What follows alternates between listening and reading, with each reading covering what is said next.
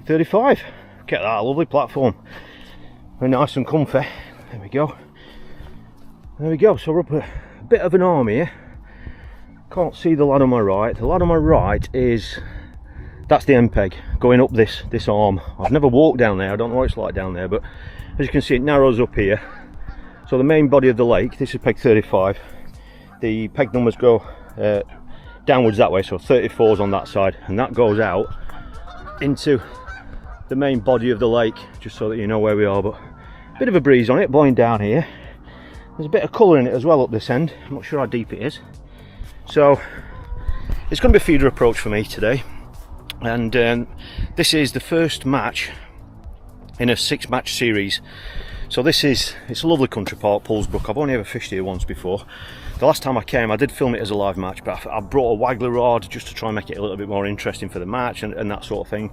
And I think if I'd brought just 2 feeder rods, the result would have been much better. But that's what I'm doing today. I have been catching a lot of fish on the pole, but because this was a last minute decision really to fish this league, I thought, and I haven't had a chance to come here and fish, you know, on a recce, so I just thought I'd just come here and just stick to my strengths for now, just see what happens today. So I'm going to fish 2 lines with the feeder. I'm going to get a bomb out there, get a feel for how deep it is. I don't know where the depth is, whether we've got it close in or not, but once I find that out, that's when I'll decide where I'm going to fish. So I'm going to get my gear set up. We're fishing 10:30 until 3:30. I've already mixed my ground bait at home, so I'm going to show you that, and the bait tray is going to be super simple.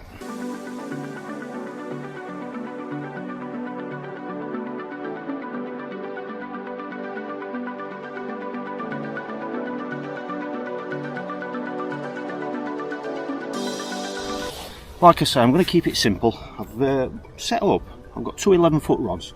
I haven't got a long cast here, so I don't need 12 footers. So I'm just going to fish 2 lines, one short that I think is probably going to be around long pole range ish. I'm going to get this 30-gram bottle bomb on, get this out there just to get a feel for where the depths are, what they are. I've been told that this end here is where the old riverbed comes in. Or the river comes in from the right there, and so there might be a deeper channel where the old riverbed is, but I've no idea how deep that's going to be. I'm just going to have a look close, because I know they can catch fish quite close on some of the pegs here, just to see what depth I've got. A bit of depth there, 2.6. That's at about 5 or 6 metres. So that is an option, an underarming line if I want to put that in, which might be worth a try if I'm struggling. I'm just going to go out to work my way out and just get a feel for what the contours are like. That was 2.6. 2.6 again, so that's flat there from 6 to about 8. Let's go a bit further now.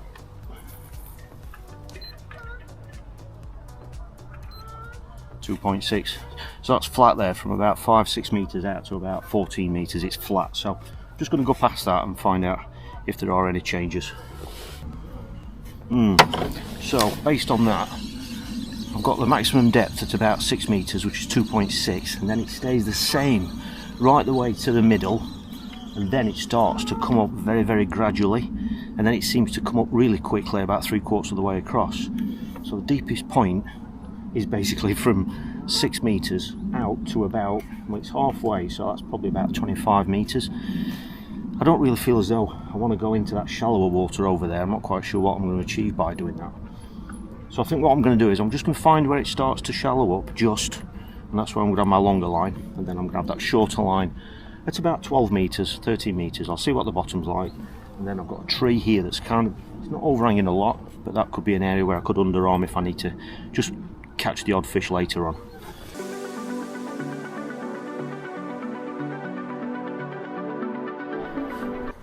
That's decision made. Rod set up, 2 identical rods set up. I've got 2 slims set up on there.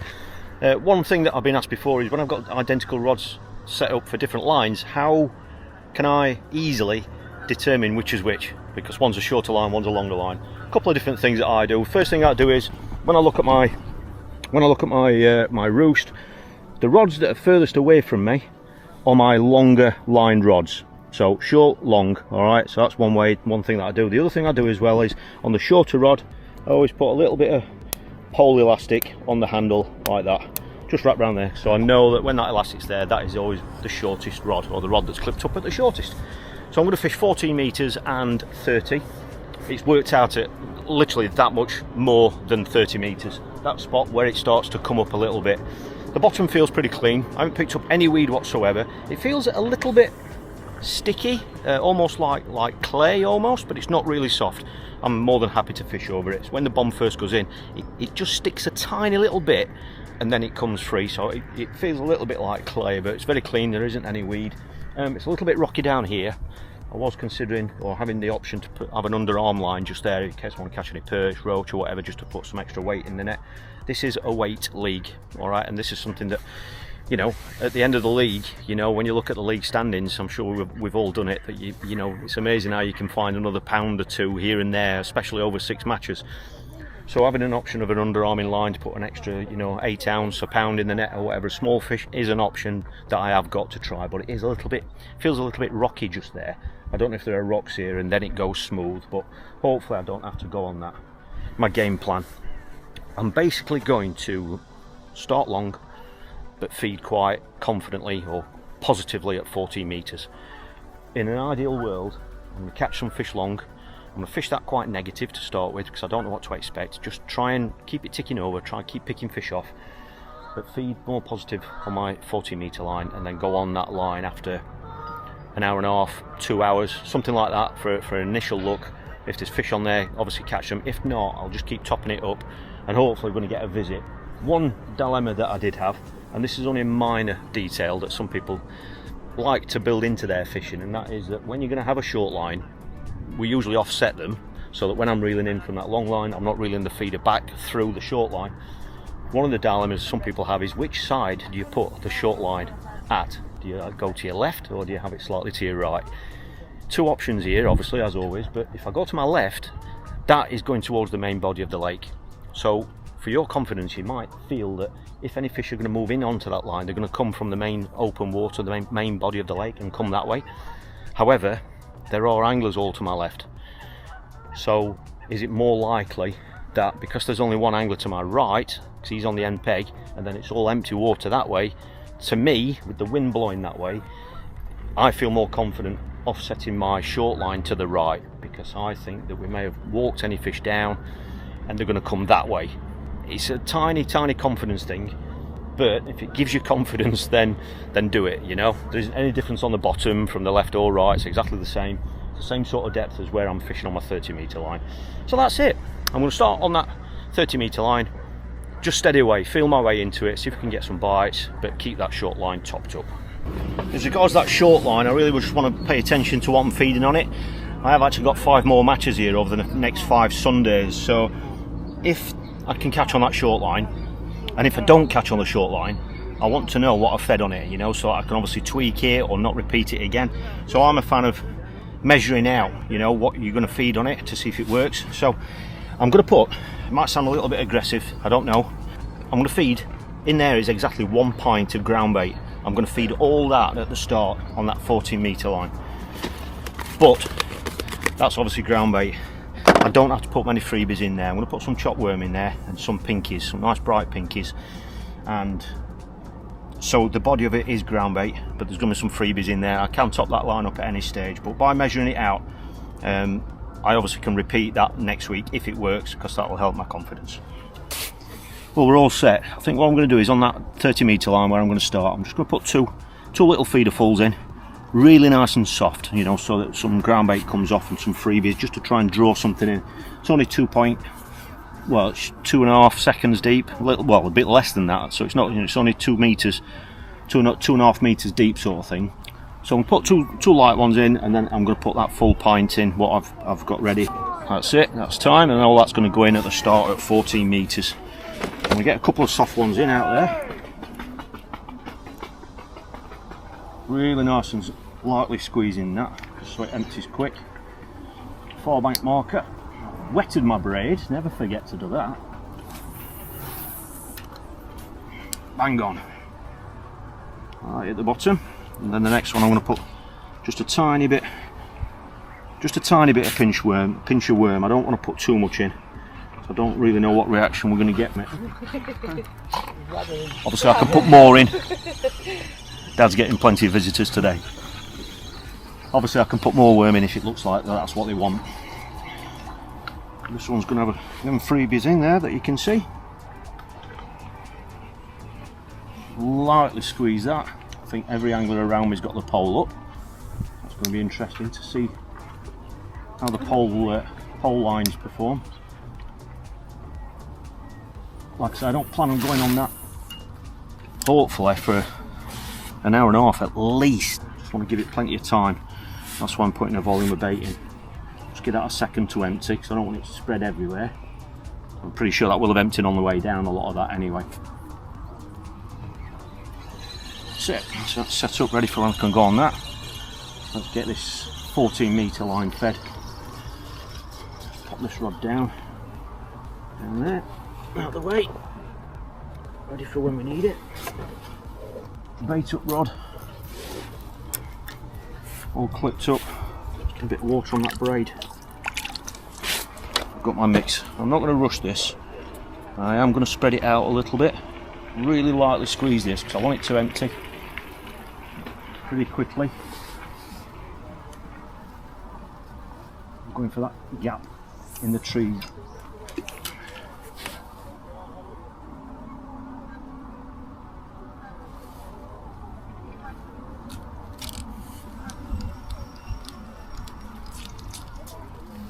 All the anglers around me are cupping bait in on the pole lines, so they're obviously feeding it from the off, which is interesting. I'm guessing some of them will start on the feeder.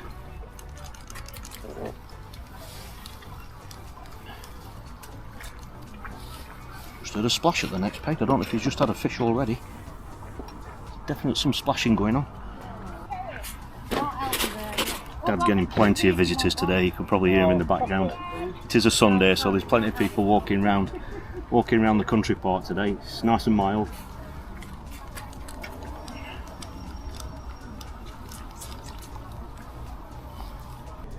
So that's everything fed on that short line. Just get a hook length on. Just a bit more splashing at the next peg. I don't know if he's catching. I'll put 2 live pinkies on to start with. 2 fluoro live pinkies. Just to see if there's anything out there. A few dead freebies there. Tiny pinch of worm. Let's see if there's anything out there. That wind looks ideal, I've got to be honest. Going from left to right.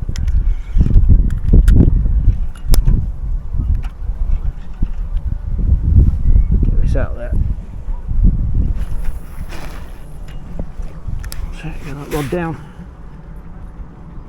I can't see any anglers today, so it's one of those situations where you've almost kind of just got to fish your own match because you can't see what's going on around you.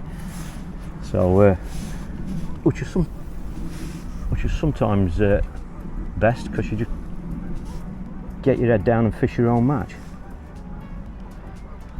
Bit of a bow in that braid on that cast, so I'll cast it a bit harder next time. Just give that, set that stopwatch. Just give that 5 minutes, just to see if anything's gone to that initial bait that I put in at the start.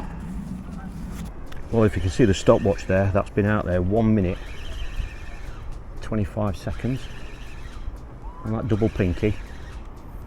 It's nice to see what this is. Skimmer. Well, that's a nice start, isn't it? I was hoping we were going to be on some skimmers. To get one like that first cast, it's brilliant. Wasn't any indications before the bite, but as you saw, it was only out there for a minute and a half. So all I'm going to do is just try and feed to my bites, if that makes sense. I'm not going to go piling loads of bait in. Like I say, I'm hoping I'm not even going to go on that short line for at least 90 minutes. So the last thing I want to do is really blow this line really quickly, because then I've got nowhere to go. So let's get back out there. Cast this one a little bit harder this time. Just get that braid a little bit straighter. I don't want to put I don't want to put a heavier feeder on yet because that bottom is it's a little bit soft. So I want to keep a feeder on that's as light as I can get away with. Let's reset that stopwatch. That's it. Just get that braid down. Well, brilliant start. Yeah, well, like a small fish indication. I think I'm just going to change my feeder to a slightly heavier one. Not quite happy with the way that feeder's going in. Yeah, see, that's not great, is it? Skimmer first cast, then a perch, and now that is not the response that I want. This feeder will straighten that braid out much better. So double live pinky. I'm not going to put any worm in now. Don't want to keep banging worm in if I'm not catching. Gone much better. Straighten the braid out much better. Should help sink it as well. So I'm sure the angler at the next peg's catching one or two. I think him on my right as well. Sounds like he's dropped a couple of fish in the net. Not big fish, but and I can't hear any feeders going in. I haven't heard either one of them either side of me cast a feeder out there, so I can't hear them shipping a pole in and out, but I'm sure they're fishing short poles, which is not something I'm going to do. So I've got to stick to my plan. Well, this is not going to plan at the minute. We've been fishing just over an hour. I've got that one skimmer that I caught first cast. I've only got one other skimmer about 2 ounce, and then I've got about 6 little perch and 2 tiny little roach. I'm just not getting any bites on that long line at all now. It's just gone dead. I cut the worm out pretty quickly and it still didn't, you know, materialise, so I thought I'll have 5 or 6 casts putting worm through just to see if that's what they wanted. It's just dead out there now, so it's not really going to plan. They're not really bagging up on the pole. The lad next to me is on the long pole, he's catching odd small fish. The lad on my left, I know he's caught on a top kit. I think he's on a feeder now, but they've caught some small perch, bits and bats, but it doesn't sound like, you know, they're catching much at all. But whilst I don't really know what's been caught, I just definitely know that this approach isn't really working properly at the minute. I'm obviously not going to get the numbers of fish on that line unless they suddenly turn up, so I'm just going to have, you know, 20 minutes on a bigger bait, you know, a couple of pieces of worm, because I'm not going to get the numbers, so I'm going to try and just get the quality. I haven't done anything with that short line yet. I haven't topped it up or anything, that 14 metre line. So I'm just kind of taking it steady on this longer line, just trying to get whatever I can off it, because I think the longer I can leave that shorter line, the better, and I certainly don't want to be going on that short line just yet. So I'm just kind of feeling my way through it, really, just trying to catch anything at the moment. You know, like I said, I'm going to have 20 minutes on a bigger bait, see if I can catch a bonus fish. Other than that, I'm just trickling bait through. I just don't want to blow that line, and I'm hoping obviously it's going to improve on this line, because it would be nice to catch a few more fish on that line before I have to go on that 14 metre line. Weight wise, I've got about £1.3, I would say. So it is early days, but hopefully I'm going to find 1 or 2 extra fish out there before I have to look on that short line. Well, when I do get a bite out there now, that's what it is. Which is definitely not what we're after. Going nowhere at the minute. That was just on a piece of worm head. I've just put 2 quick ones in just to get some cloud in the water. I just had a little rattle. Thought it might be a little perch, a little skimmer. It'd be nice to try and work something out. Got me that fish. It's only a little fish, but at least it's the right species. But it's we're an hour and a half, well, an hour and 45 minutes in now, and I'm really tempted to have a look on that short line. But obviously I've just had a bite there, so I'm just going to see if that little bit of activity I've just put in on this line is just going to get me a few bites. If not, then I'm going to feed it and then have my first look. I'll switch feeder again and have my first look on that short line. But when that time comes, I will put some bait in on this line just to make sure I'm leaving some bait out there. It'd be nice to get a few more fish now. I've got about £1, guessing £1.5, £1.6, something like that. So desperately need it to pick up. Well, I'm just getting a bit more activity again, and I thought that was going to be a little perch. Just don't understand why it's as hard as that. I'm literally having to put one in soft up in the water for each bite. Every time I've done it, I've had a bite. One soft one, empty, well, I want to say empty, with no feed in it, should I say, just ground bait. One of them in, on the clip, empty it, and then chuck over the top. And every time I've done it, I've had a bite, but as you've just seen, they're very, very small fish. It's not like they're proper skimmers or anything like that, you know. So I'm literally going to give this one more go. I'm just going to put some pinkies in, pinch of chopped worm in this one, so that when I retrieve this feeder, I'm going to leave some bait out there. And if I don't get anything on this cast, I'm going to have a look on that 14 metre line for the first time. I haven't really got much option at the moment because I'm not going anywhere. I've just had a little small fish rattle. I'm not sure that's going to materialise. I might have done my bait now. Just pick up in case it's on. No, that's it. I'm going to have a look on that shoreline. I'm going absolutely nowhere now. We are approaching the 2 hour mark now, or around 2 hours. So I'm going to have my first look on that short line. I've already left some bait out there on that last feeder full. There was quite a bit of bait in there. And if I have a look short and it hasn't gone round in a few minutes, I'll come off it anyway. So I've just got to get a hook length on that short rig. I'm just going to go over it, a nice little feeder. I'm going to fish with a shorter hook length as well on this one, just because, you know, I'm hoping that there's one or two grazing fish there. I don't really want to go on this line and just catch the odd little 2-3 ounce skimmer or whatever. That line there, odd two, you know, little fish. You know, I'm hoping for better stamp fish. Just shorten that hook length.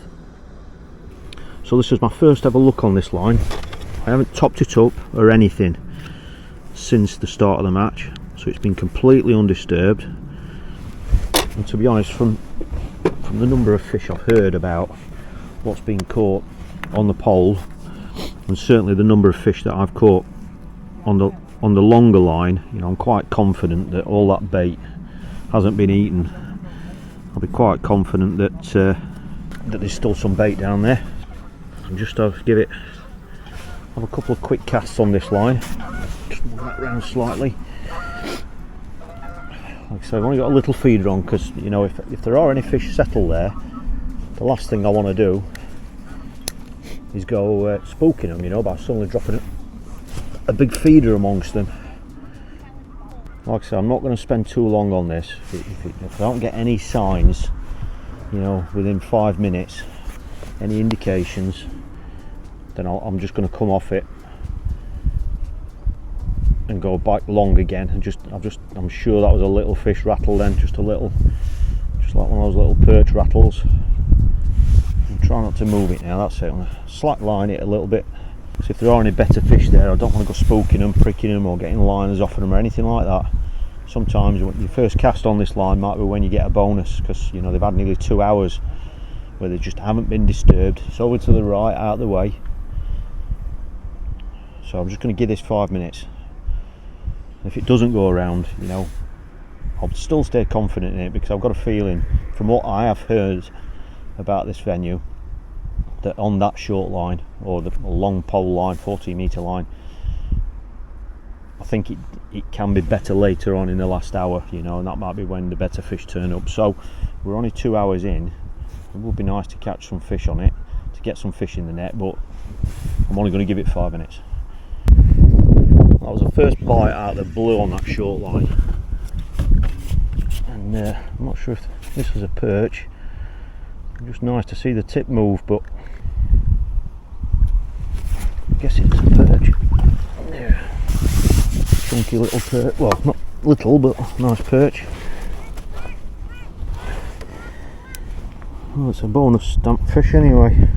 I've fed too much on it, I don't know. I'm learning, trying to learn the venue. I have a couple more casts on it, and if there isn't anything, I'm going to go back long again. Well, we're at the halfway stage now, and I've got to openly admit that I'm miles behind, absolute miles behind. For some reason, over that last 40 minutes, half hour or so, all the lads fishing the pole have all started catching. They're not catching big fish, but they're catching very regular, with the odd bonus fish. The local knowledge about that short line's really done me that first period. I've just topped up my 40 metre line, I've topped up my 30 metre line, and I've just opened up an underarming line, because that's where I've seen lots and lots of fish caught in this early period. I haven't got the pole with me, so I've just opened up a line just there. Another fish being caught next to me, and I've just had a perch about 6 ounce, 8 ounce maybe, and then another perch about 3 ounce. There seems to be 1 or 2 fish down there. Just got a single pinky on, a live pinky. I'm just fishing for anything at the moment, and I'm just going to see if I can put, oh, that's another, nothing there. And I have just foul hooked a skimmer on this line that I didn't land. As soon as I picked up, I knew it was foul hooked, and then when I've got it back, when I've lost it, there's all slime up the hook length. You know, it was obviously a skimmer. But I'm getting some indications there now. That was a good pull, but there was nothing there, so I don't know if they're liners, but I can't believe how short the fish are, and you just can't get any bites out there. So I'm just going to see what I can get on this. Like I said, I've topped up my 14 metre line, and I've topped up my 30 metre line, so those lines are fed. So that'll just allow me to spend, you know, a bit of time on. See, that was a really fast bite. There are fish there, there are fish down there. Look how close that is. Can't believe I'm having to do that with a feeder, but so I'll probably just put about 10 ounce in the net. Still only got a couple of pound, maybe £2, something like that. But I've just put about 10 ounce in the net in the last 5 minutes, and I'm still getting indications there. So obviously I've got to turn them indications into fish. I really didn't want to be fishing as close as this with this setup. Well, that's a small fish, small perch. But I have seen 1 or 2 bonus fish caught on this line, and I did get that big perch. I've lost a skimmer. I can't believe that I didn't know about these fish being so short as this early on. If it is a regular thing, I don't know. I'm not filling the feeder up every single cast. I'm just putting enough bait in just to keep it ticking over.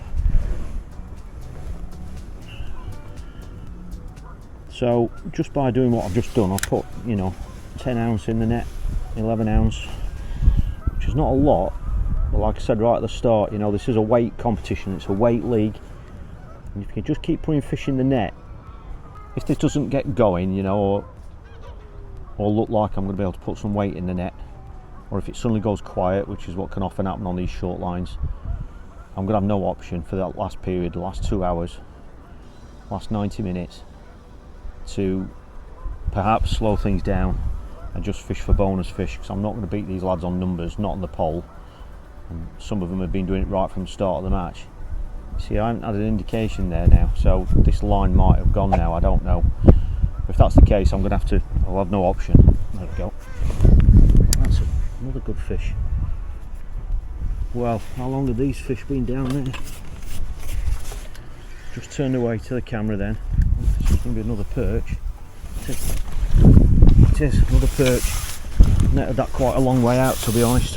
Very close to my long line, but how about that for a bonus?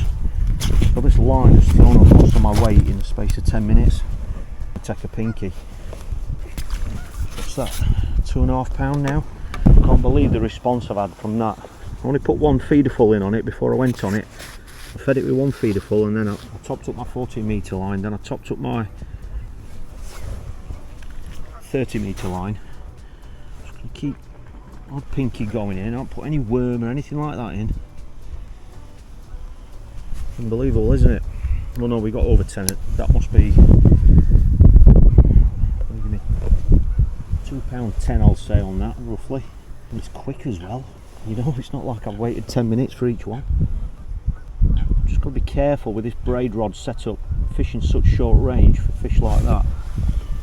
Normally I won't do it, you know, I prefer to fish with mono with those bonus fish around, but or a longer shock leader, but I'll just keep going. Just keep trying to put anything in the net.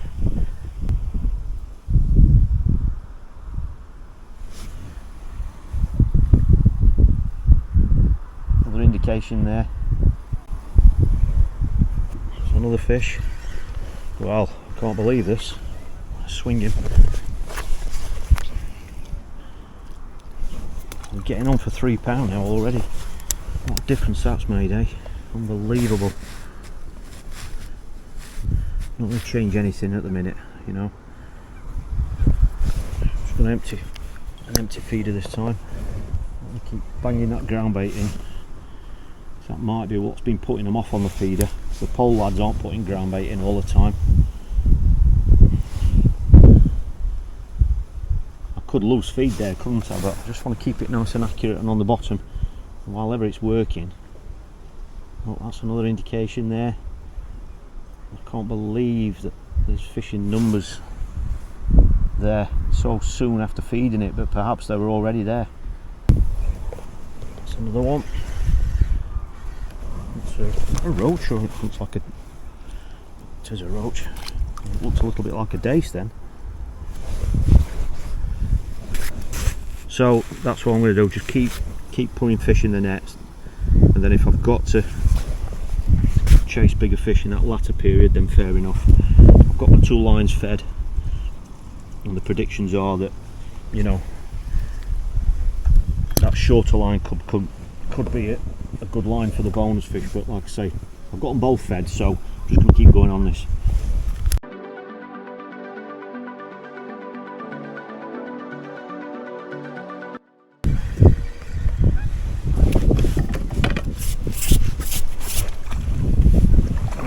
Just rested that short line, that underarming line. Missed a bite. Look at that. So what's that going to put me on? Probably nearly £4 I reckon. Nearly £4, just under.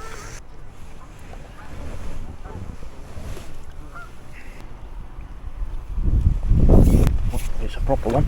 Get in. Needed that one. That felt really strange. That's a huge bonus today for me. Look at that. Kept resting that short line. We're into this last hour and that was a huge bonus. Just switched to double pinky now. I kept changing baits. For some reason that 14 metre line is just not getting going. But I keep topping it up, having a look on it. The 30 metre line I've just about ditched, to be fair. I have fed it, but I just feel as though everything I've seen, everything I've heard, for any sort of a sign of a bonus fish, a skimmer or a runner fish, it's going to be within pole range. It's just where my confidence is now. And obviously that fish I've just had, literally there on that underarming line, is a massive confidence boost going into this final hour. So they're still catching small fish either side of me. They never stopped, and we've actually heard that they've caught, as expected, skimmers and some bream in the main body of the lake, in the, you know, right, you know, that way, in the, you know, out in the open water. But that was always going to be expected. So I wouldn't be surprised if today that, you know, that there still is, you know, 15-20 pounds plus down there. But you know, what can you do? You can only fish the area that you've drawn, and it's I think it's blatantly obvious that first half of the match, I definitely wish I'd known about these short fish, or that was another indication then. I wish I'd known about them. If I'd known anyway, I would have brought the pole, but I just didn't know it was going to be like this. So it looks like this section of the lake, where it's narrow, where it goes up this arm, it looks like it is pretty much dominated by pole fishing, really. Certainly today anyway, but there we go. Oh, there's nothing there. A little indication. So, but you know, out in the main body of the lake, I think that's where, I think there may be more feeder weights, but we'll find out. I can only fish the area that I'm in, so I'm hoping this last 50 minutes or so now, I'm obviously going to get some weight in the net.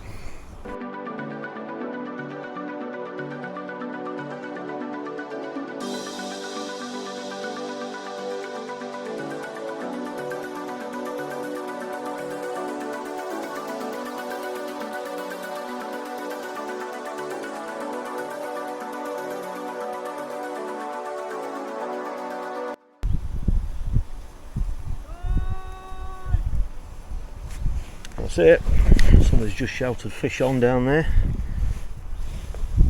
and that sounded like a splash on my right. There we go, just to make sure. I feel like I've been learning all day. So yeah, it's been interesting. Managed to turn it around, so it's ended up much better.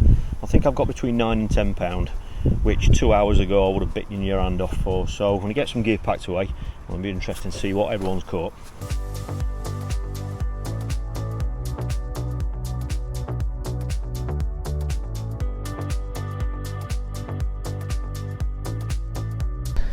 Well, they've weighed a little bit better than I thought. You know, I wasn't paying that much attention to estimating the weight because there's no net limits to work to or anything. £11.1. So just gonna have a quick look at the board, find out how that's put me. But the main thing is, I hope it's not going to put me too far behind the leaders, because we were sure that there will be bigger weights down in the main part of the lake down there. It's all about the league, it's cumulative weight. So there are 5 more rounds. So I'll just go have a quick look at the weights. Just had a quick look at the board. The lad on the end peg to my right, yeah, on the end, he's weighed £10. I've had 11. The lad Martin on my left, I knew he was catching right from the start, and he's ticked over all day. He's had loads of fish. He's had some better skimmers. I think he's had 10 skimmers, those better stamp ones, and he's weighed £22. That's the top weight. He's done brilliant. And then just to his left, the next angler along is Jason Lebosket. He's weighed £14 and he's caught a lot of fish short as well. So I was going to say I've missed a trick with that short pole line, but I didn't really miss it because I didn't know about it. But you know, that puts me on £11. So what I'm going to do is I'm going to be filming the next 5 matches. So hopefully you're going to enjoy following not only me but everyone through this competition.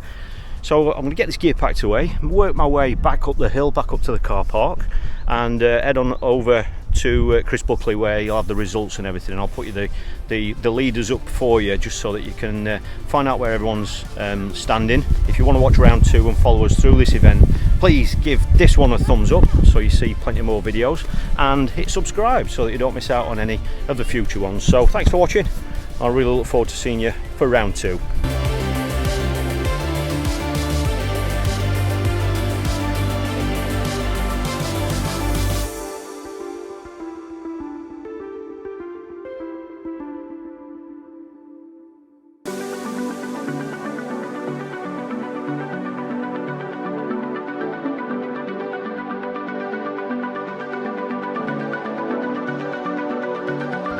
Well, good morning everybody, welcome to round 2 of the Poolsbrook Country Park Autumn Series. It's we've had quite a bit of rain already. They've forecast the rain to have stopped about now, which is right, but then they've said that the rain's going to come back about 3 o'clock. But if we're catching fish, we'll not care what the weather's like. It's very overcast, as you can see.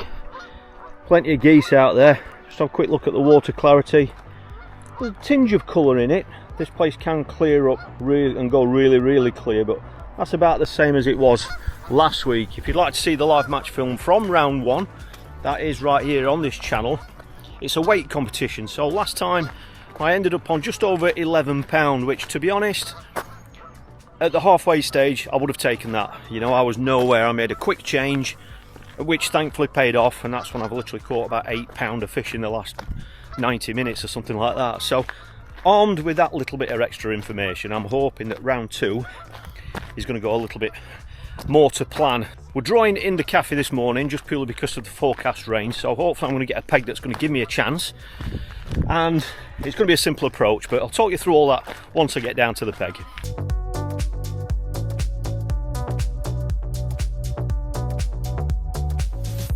Peg at 4 for me. It means I've got the assist weigh board, but you can drop your gear off behind your peg in the van, so I'm going to do that, get my gear dropped off, and then put my van back on the car park.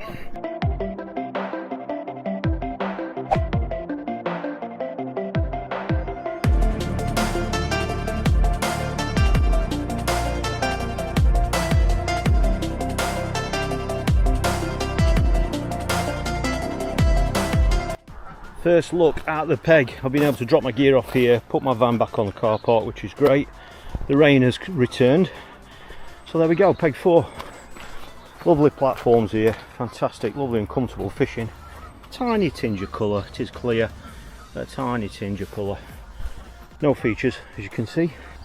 That's one of the cages there, but that's in front of peg 5, that one, so that's not mine. So it's just open water, a little bit of cover. There is an angler on 3, tiny bit of cover here, but it is very shallow here. So all I'm going to do is just really get a couple of rods out, get a bomb on, and just get a feel for how deep it is. Well, the forecast was wrong. This is not very nice setting up in this lot. I've just spent ages looking for somewhere to fish on that short line. One thing I learned from the last match, or round 1, I was actually pegged over there where it narrows up going that way. I caught most of my fish at about 6 meters. However, on this peg here it's very, very rocky, so I've just spent ages with a bomb on just trying to find a spot. I've just got a nice little free running rig on, as you can see there, just one rubber stopper. That's the medium size matrix stopper, not the small, it's a medium. Short shock leader, and then I've got that to 010 submerged braid. I found a spot that's slightly to my right. I mean, there's more cover to my right here before the next peg there, so it just feels a bit better that side, but I found a spot and it actually works out at 7 meters. It's just in line with it's actually the corner of that cage, but it's actually I've actually lined it up with some of the kids, I don't know if it's a slide or kids swings or something on that other bank, because I'm not sure if that cage moves in any way. I think it is tethered down really tight. I don't think it moves, but so I've got that at 7 meters there. So I'm going to get the other rod out now and pick a line at about 14 meters. And I'm not sure whether to put a line out there in that open water. I really don't know if that's an approach that's going to work. I don't know, but I'm going to get the other rod out and just find a spot around 14 meters to put another line in. Keep everything zipped up so that rain doesn't get in. So this is another 11-foot rod. The other one's an 11 foot, so slim. Again, well, it's the same setup basically. 11 foot with braid, short shock leader. I'm going to try and find a spot. I think these rocks do finish. You know, there are some rocks out there. I don't know how far out that they finish, but they do finish. Possibly when we start getting around that long pole range, and that's the area I'm going to target now. I'm just going to get a bomb on and see if I can find a clear spot at around 14 meters and see what that feels like.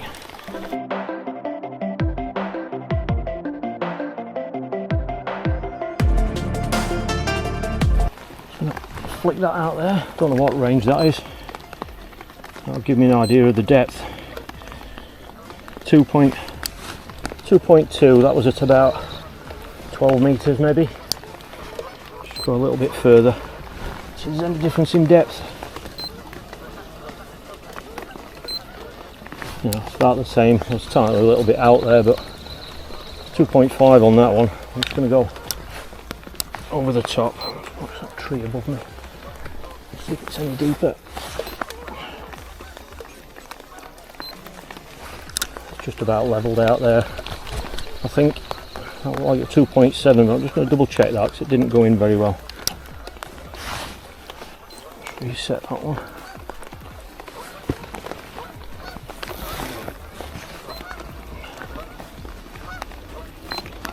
.8, it is slightly a bit deeper. Just going to go further. I have no idea what it's like here. I really haven't got a clue. I'm assuming it will level out somewhere, but I don't really know why. I'm going to go out there if I am.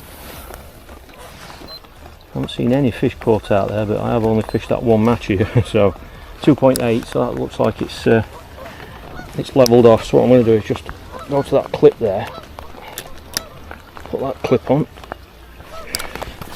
and then just cast back to that spot. Well, that's a little bit further out now, so 2.8 on that. So I'm just going to cast this onto the clip, which is I don't know, a metre or two past, and this will just let me know if it is getting deeper past that last point. Just reset that.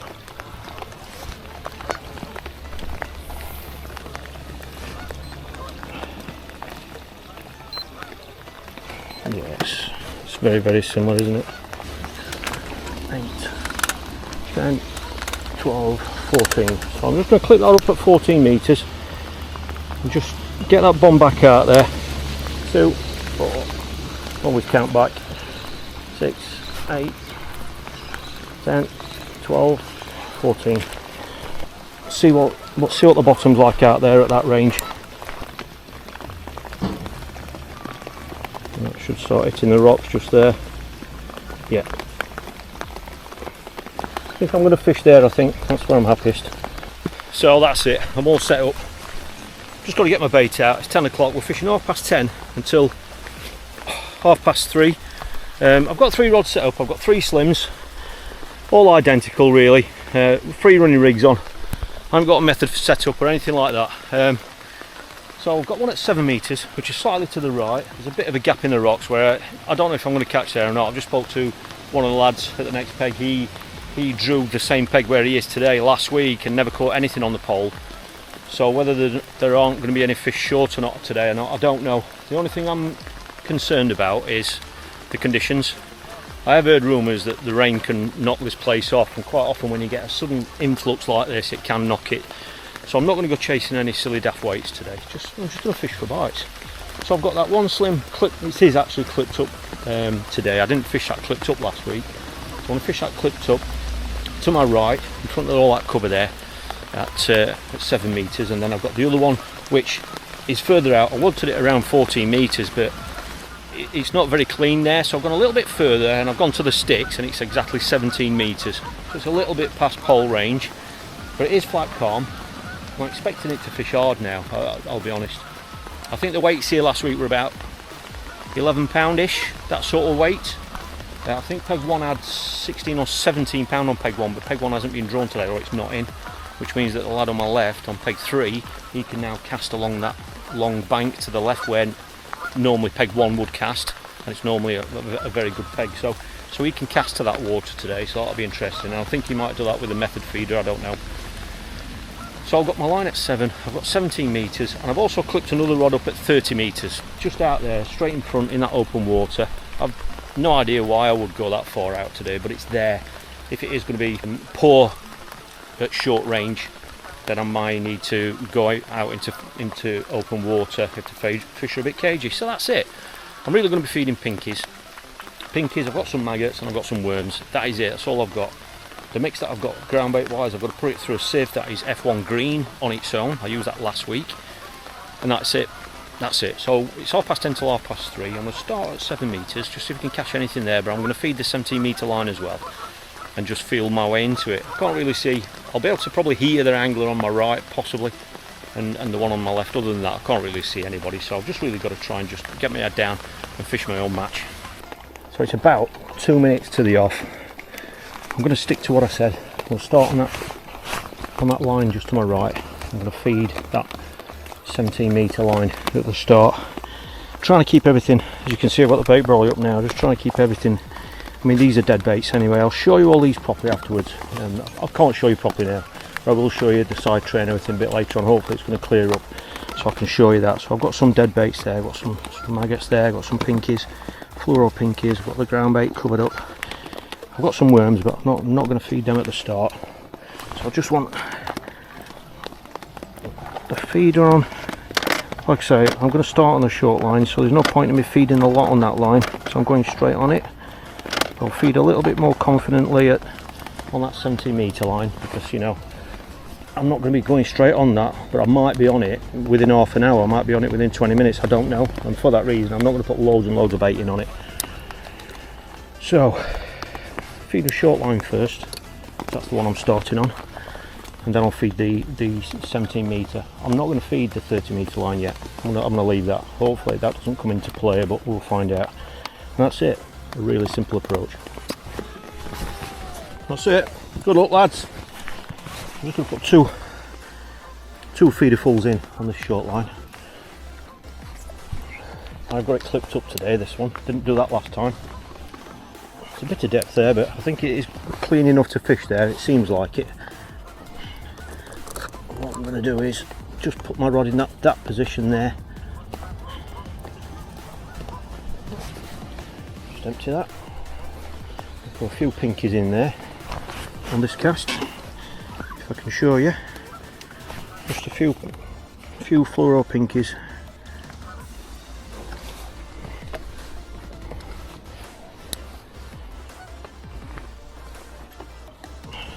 I'll be hitting my clip about there, so that when I click the bail arm over and I tighten up to the feeder when I'm fishing, I'm going to have a couple, 2 or 3 turns actually on the reel before I have to take the clip off if I hook a decent fish. There are some decent perch to be caught on this venue, but there are lots of tench as well. And like I say, I want to give myself the best chance of landing fish like that. That's it. So that's all I'm going to do on that line. Come on, rain, stop. I'm going to be going straight on that line. I'll just get my other rod. I'm not going to feed that 30 metre line. I'll keep it really simple to start with. Just don't want to go putting 3 lines in when I don't even know if, I don't really know how good or bad it's going to be fishing. So again, just a few pinkies. I'm not going to put any worms in, just purely because last week when I did catch, the spell when I did catch last week, I wasn't feeding any. It was just pinkies. So that's what I'm going to do. Because if I don't put them in, then I can't blame them for anything, can I? I can't say it's because I fed worm or whatever. But it does give me the option of feeding it if this approach doesn't work. I'm going to put 4 feederfuls in like this. In case you're wondering why I'm doing it in 4 little feederfuls instead of 1 big one, it's because I don't want them all in the same spot. I like to space it out over a metre or so.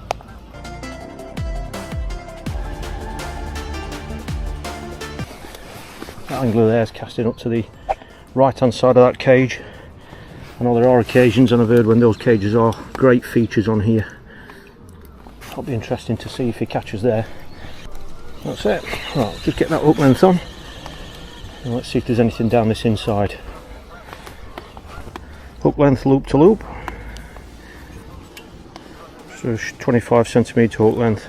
Because there are some rocks down there, I'm going to kick off with a shorter hook length. In here I've got some live pinkies, which I've obviously been trying to keep dry. Kick off with 2 of those just for confidence. But I am feeding deads. It'd be nice to have a little run of fish on this before we have to go on that other line, but like I say, I'm not going to get a brilliant idea of what's been caught around me because I can't really see anyone. But sometimes that's good because you can fish your own match. What the bites I had last week when on this short line came really quick. There we go. Well, yeah, much quicker than that, are we? That's a nice little skimmer. Well, that's a better start than that, really. Certainly good for confidence, anyway. Fresh hook bait on. Fresh hook bait was definitely better last week, even though it was difficult at times because I was playing catch up. You feel as though you kind of want to almost, push your peg sort of thing. You want to be quick because you're trying to catch up. But whenever I did that, there's a fish rolls there. But whenever I did that, the bites didn't come anywhere near as quick as what they did on a fresh hook bait. Good thing with this line as well is I can top this line up easily. When I'm fishing on that 17 metre line, I can just easily just underarm a feeder there and just empty it. So it's a good line to keep topped up.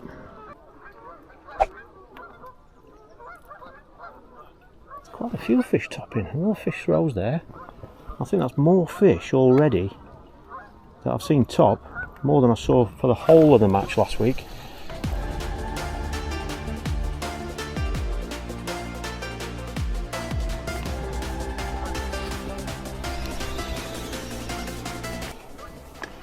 Perch.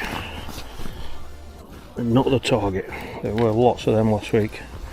I don't know if that was on then, that was a slower indication then.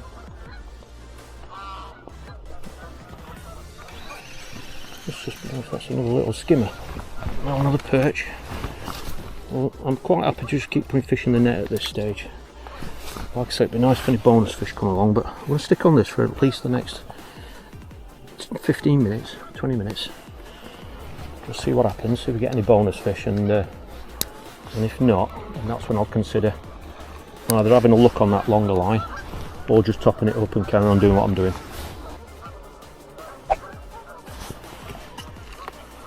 Loads of fish topping. The fish are widely shallow. Feels a bit better.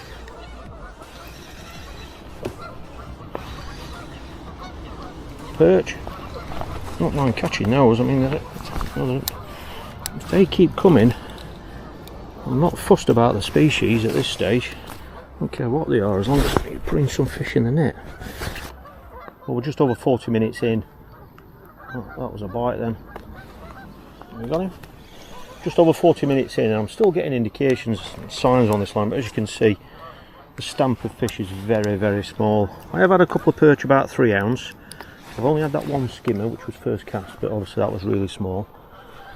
And I'm not, unless I know really what's happening, I'm not really a fan of just aimlessly changing for the sake of it and coming off feeding fish. But I really feel like these fish are just too small. So what I'm going to do is I'm just going to top this line up. I'm going to put one in, and I'm going to have a look on that 17 metre line, because I just, it's nice to be getting bites, putting a few fish in the net, but I bet I've got about, only got about a pound, which, you know, it's just a steady start really, but stamper fish just average is just too small. I'm sure it is. Not that I know this venue very well, but I just feel as though I need to be catching 1 or 2 better stamp fish, and I don't feel like I'm going to get one, or it doesn't feel like I'm going to get a decent skimmer on that line at the moment. But I'm 100% going to keep it fed and keep feeding that line. Keep feeding it. Like I said, I can keep doing that with this rod while I'm fishing this line. No problem. So I'm going to have a look out there. I'm leaving a 4-hole size feeder on. Now I'm sure the angler next to me on my right, I'm sure he's netted a couple of fish. They look like skimmers, and he's casting his feeder right next to the cage, right next to it. And I don't know, I have heard occasions, or I have heard that they can be great features to fish next to. I don't know if that's always the case, but that's where he's casting. He's casting right next to the cage, which I can't do because that's not in my peg, but the range that cage is at and where he's casting is virtually the same as the range that I'm fishing here. So I'm gonna leave that for, yeah. Like a skimmer at the next peg. He's on the method. So yeah, there's 1 or 2 skimmers about, or certainly better stamp fish than. In fact, I'm just going to change that feeder down. Just going to quickly put a feeder full in on this short line. Just going to top that up now, because with a few more pinkies. Just there. I'm just going to change that feeder down a size, because if there are any fish out on this line, I don't want to go spooking them by crashing a bigger, heavier feeder amongst them, if that makes sense. Now, I wouldn't normally like to start on this line with a shorter hook length, but I've seen that many fish topping that I'm going to leave 50 centimetre hook length on, because there's every chance I could pick a fish up on the drop. Get that rod tipped down, get that braid sunk. I'm sure I've just heard another fish netted on my right. It definitely sounds like there's some better fish out there. The rain's back again.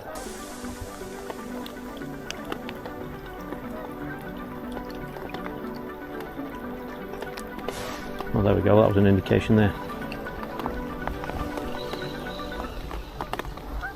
That's a better fish. It's really encouraging, brilliant, that's what I wanted. Like I say, if I can just keep putting these pinkies in, keep it really, really simple. Definitely going to need some better stamp fish. It's not as big as I thought, but it is a skimmer. There we go, it's certainly bigger than the perch I was catching. With it being first cast, that's really encouraging. There we go. He's really taken that, hasn't he? There we go. Well, it's a skimmer anyway. That's encouraging. I'll shorten that hook length up if I feel I need to. Plenty of geese today. This is a country park. There are other lakes here as well. I think there's at least 2 other lakes here, I think. Could even be 3. So, as you can imagine, if I'm going to be fishing for skimmers on this line, I'll be trying to be a little bit patient with it. not going to be leaving it in ages, but it's just want to sit on my hands a little bit, make sure that fish are on. You know, I don't want to be hitting every indication. That's one of the reasons why I've got a free running rig for this, so that I can slack line it if I need to.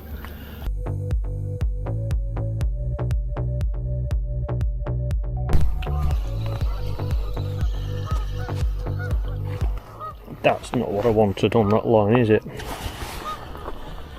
Only had that one bite first cast. Got that skimmer. Then I've had 2 casts without any sort of a sign. And that's the last thing I wanted to turn up on that line out there. Not going to plan at the minute.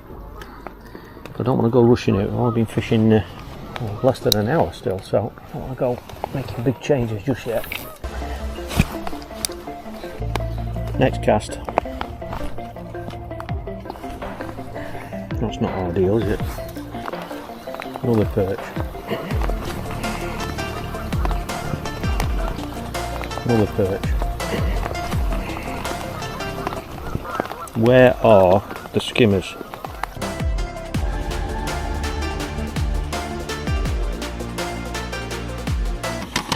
I think I'm going to have to try it as a complete throwaway line, and I'm only really going to fish it for bream really, so it'll probably be a case of feeding it, resting it, and then going on it with a decent hook bait on. Let's get a slightly larger feeder. Can dig one out. Just need a bit of encouragement now. But 1 or 2 fish there, decent fish around, you know. I don't want to just hope that they're going to turn up. If that doesn't happen, then the match has gone again, hasn't it? At least by doing this, I'm giving it a chance. Just going to put 2 of them in. Fair dollop, 2 dollops of worm. A few pinkies, which we've already fed. I'm only going to give it 5 minutes, 10 minutes, something like no longer than that. Go over it and see if we can find a proper net fish. So that's it. Dampen that ground bait down a little bit so it's holding onto it nicely.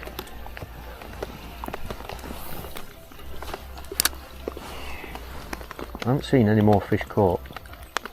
I'll add on my right. I'm sure he's got 3 net fish. I'm sure he has.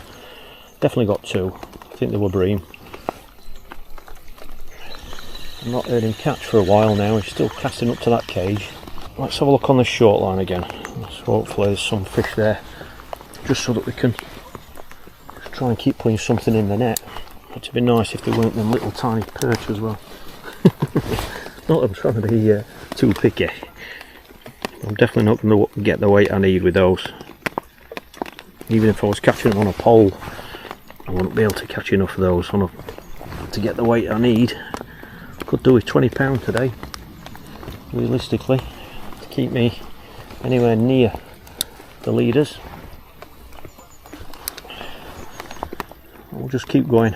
I know from the last match that if they suddenly turn up or you suddenly find them, then you know you can put £8-9 together quite quickly. That's a much slower indication. I've just pulled into one.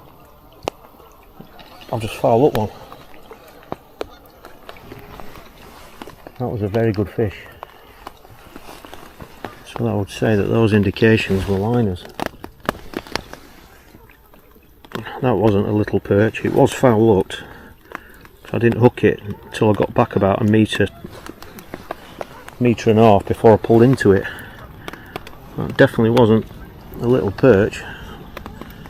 That's interesting. I don't know what this lake's like with predators, you know. I don't know if there are pike in here. I'm sure there will be. I'm just saying how we're getting them little tiny little indications. Ah, so there was something bigger down there. It's probably in the middle of the lake now.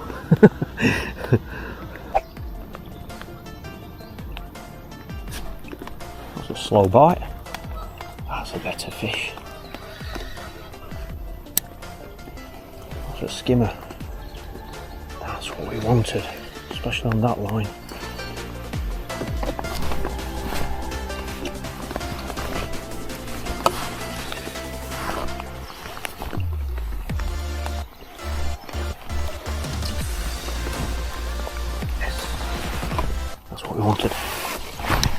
brilliant that, for it to come on that short line as well. It's fantastic. Well, is that what I've just pulled out of? You'd think so, wouldn't you? Yeah, you'd certainly think so. It's certainly a slow fish. One thing I've got to do is remember that I've fed that 17 metre line with worms. So obviously I'm not going to come off this now, am I? Well, how about that? It's exactly what I wanted. Well, needed, should I say. They're on. I'm going to say that didn't look like a skimmer. Back to the perch.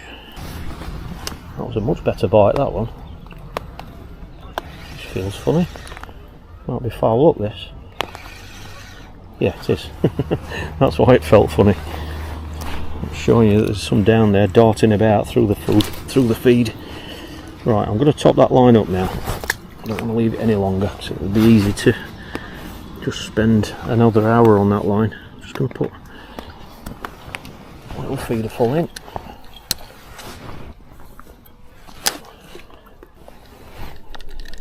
Empty that. Let's have a look on that 17 metre line.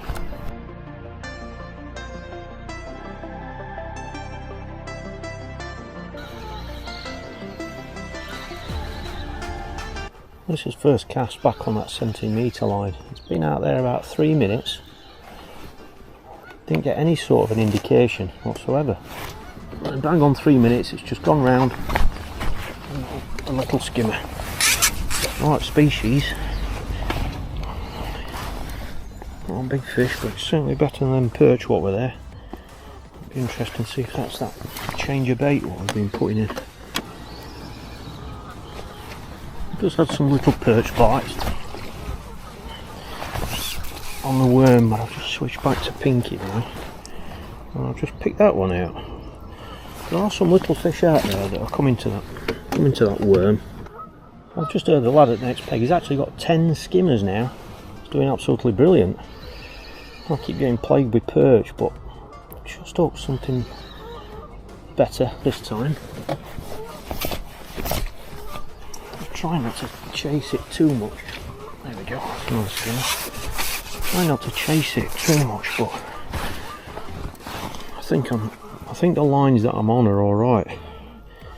They're much better them, aren't they? Much better. I think the lines I'm on are right, I'm sure. I'm sure that with a bit of patience, if I can feed them right, I think the fish that I'm after are on those lines or will be at some stage. Well, the sun's finally come out, but I don't know if that's coincided with the bites tailing off. I was getting little perch, little skimmers on this line. I've got the two decent skimmers, and I've got 2 or 3 smaller skimmers that I've swung in, and then just a load of little perch really. So I haven't got much weight. I was super confident on, certainly on this line, that I think it was in the right spot for some skimmers. But now the conditions have changed. It's I'm not getting any bites anyway. I've just got onto a little piece of worm now. I'm going to try and be a little bit more selective now. Probably going to switch to 3 pinkies in a minute, 3 dead pinkies, and just to be a bit more selective to see if I can find a couple of skimmers. There we go. I don't know what that one is. Could be a roach. There are some roach out there. Another little perch. Yeah, they're not exactly ideal, are they?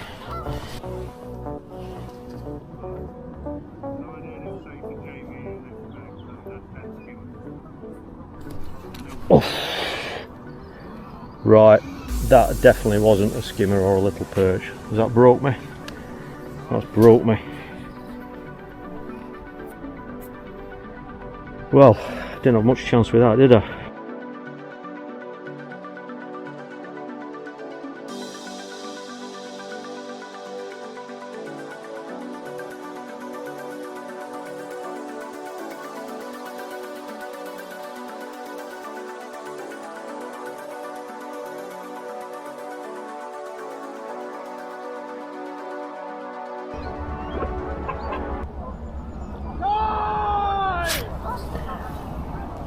That's it.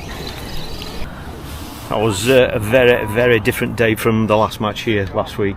This is definitely going to take some working out of this venue. Last week I was over there. It fished completely different last week. I caught fish doing things differently. That video is here on this channel for you to watch if you want to watch that. But plenty of bites. I've had plenty of bites, but I've just been getting bites from the wrong fish. Now, is that a ground bait thing? Is it the pinkies that I'm feeding? Is it the worm? I don't know. It's the first time I've fished this venue for this period, so I'm still trying to work it out, trying to get to grips with it. The lad on my right's done really well. He's just caught steady all day, just casting to the back of the cage there. He's ticked over. He's had way more skimmers than me, but as you know, I've had lots of perch and things, so I think I really need to look at what I'm feeding and how I'm feeding going into the next round next week. And I'd love to get down here in the week and just try a couple of things out, even if it's to try a different ground bait mix, a different strength. I don't know, just something to give me a bit more confidence now, because that's 2 matches where I've been behind. So I've got plenty of bites. The only thing I'm really hoping is that I'm hoping the rest of the lake hasn't fished very well. I hope it's fished hard everywhere, so that those anglers above me in the league aren't going to run away with it, you know. So, you know, there are 4 rounds left now. We've fished, this was the second one, so there are 4. So there's still plenty of time to make some weight up, to make some ground up, but it'd be nice to think that I've found a way of catching these skimmers, and that's something that I need to work on, but that's why I'm here. It's a new challenge.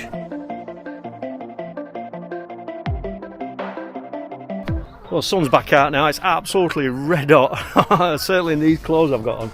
There was a little bit of a camera malfunction there. I do apologise, so I couldn't film I tried filming the weigh-in, but I think one of the cameras has got a little bit too wet and a little bit too waterlogged today, so I do apologise. That's been a real eye-opener, you know, and I think if you're going to follow this series, this is obviously a one-off match, but it is a series, and this is the second round in the 6-match series on this venue that, you know, I'm fishing for the first time. And I think it's worth pointing out that, you know, I'm going to have to change something. I'm literally last on the board. I've weighed more than what I thought, to be fair. I've weighed £9.9, which was, as you saw, very few net fish, hell of a lot of perch. Yes, those perch are better than nothing, but there's no way I should be catching so many fish on a feeder of that stamp. Brian at the next peg, who's cast to that cage all day, he's ended up weighing £25. He's had some lovely stamp fish. I couldn't tell the size of the fish that he was catching, but they were a better stamp. And he's just cast to the back of that cage all day. Now, obviously, I couldn't do that. That's something very specialised to that peg. Just like on my left, he's cast down that left-hand bank. I think if you fish the feeder, you've got to fish for bream or those better stamp fish. So that's my mission for this week. This week, I'm going to sit down and make a decision about next week's match. I'm going to have to make a change somewhere. So I really hope you've enjoyed this insight into this match and this venue and me just trying to work it out. And if you have, please give this one a thumbs up. And if you want to see more videos from this channel and follow me through the rest of this league, there are 4 left, then please hit subscribe. And I really look forward to seeing you next week, when I'm definitely going to be making some changes.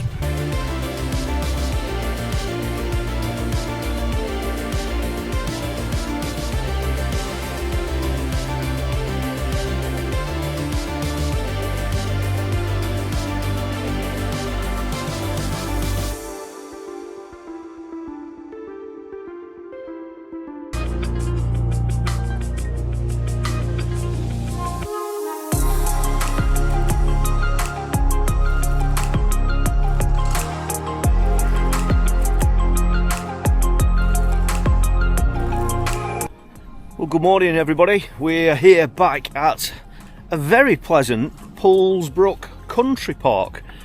This is round 3 of the autumn series here, and I thought that wind was going to be stronger than it is, but it's very nice. It's much more mild than what I thought. It's been an interesting competition so far. I don't fish this venue, and I am very much trying to work it out.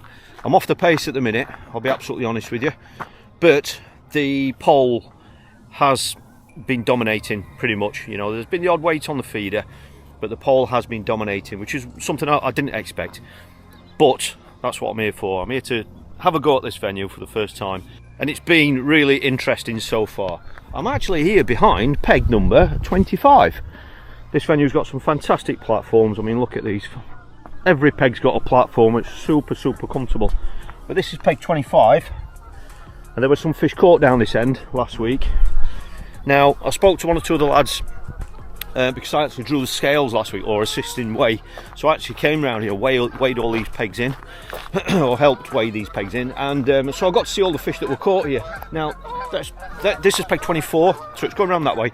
Now last week there were lots of fish here, or the weights were better here. Excuse me, you start to get it right obviously when you're on these pegs, but I spoke to a few people and they seem to fancy this area today. So I haven't fished this area before. You have got some cages out there which are features to cast to. However, I've heard that this year those cages haven't really dominated, or they haven't been as much of a lure to the fish as in previous years. But having said that, I was over on peg 4 last week, if you've seen the match already, the live match from that, and the angler on my right, he actually caught by casting down the side of that cage, and he's been second in match with 20 odd pounds. So I don't really know where I want to be today, but for those of you that have been following me through this competition, I've made quite a few changes going into today's match. There are 4 rounds left, and I'm currently £9 behind 4th. You do drop your worst weight, but I don't want to leave it too late to go chasing a weight. I need to fish for bigger fish. I need to get a better stamp fish, and that's what I'm going to be doing today, hopefully. But like I say, I've made a few changes, so I'm going to get up there, get a peg drawn, and hopefully draw an area where there's a few fish, and then the rest is up to me.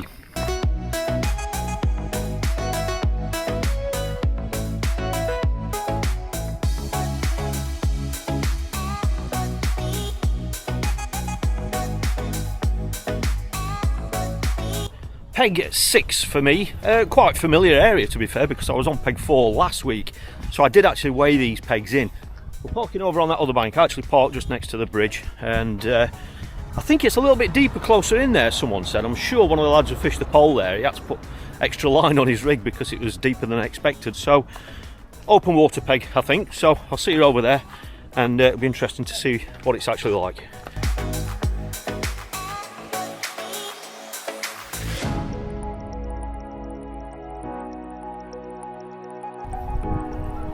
Here we go, peg 6. I actually thought this was the end peg, but it's not. Peg 7 I think is the end peg before the bridge. Well, first impressions, the wind is blowing in. The only time I've seen on Facebook, on the Facebook page for this for the matches here, the only time I've seen when there's been decent nets of fish caught here, in the background over the shoulder, I've always noticed that the wind's been blowing in. So I've got to fancy that, haven't I? So there we go, the cage is at the next peg. That's peg 5 last week. He was actually second in the match. I was the first peg the other side. So I've just got open water, overhanging tree here, but I'm pretty certain that it's quite rocky. On here, probably too rocky to fish a feeder close, but I'll find out when I get the gear out. So just going to get everything out. I know pretty much exactly what I'm going to do today. All I've got to do is decide on the ranges that I'm going to fish. I'll talk you through that once I've got all my gear down there.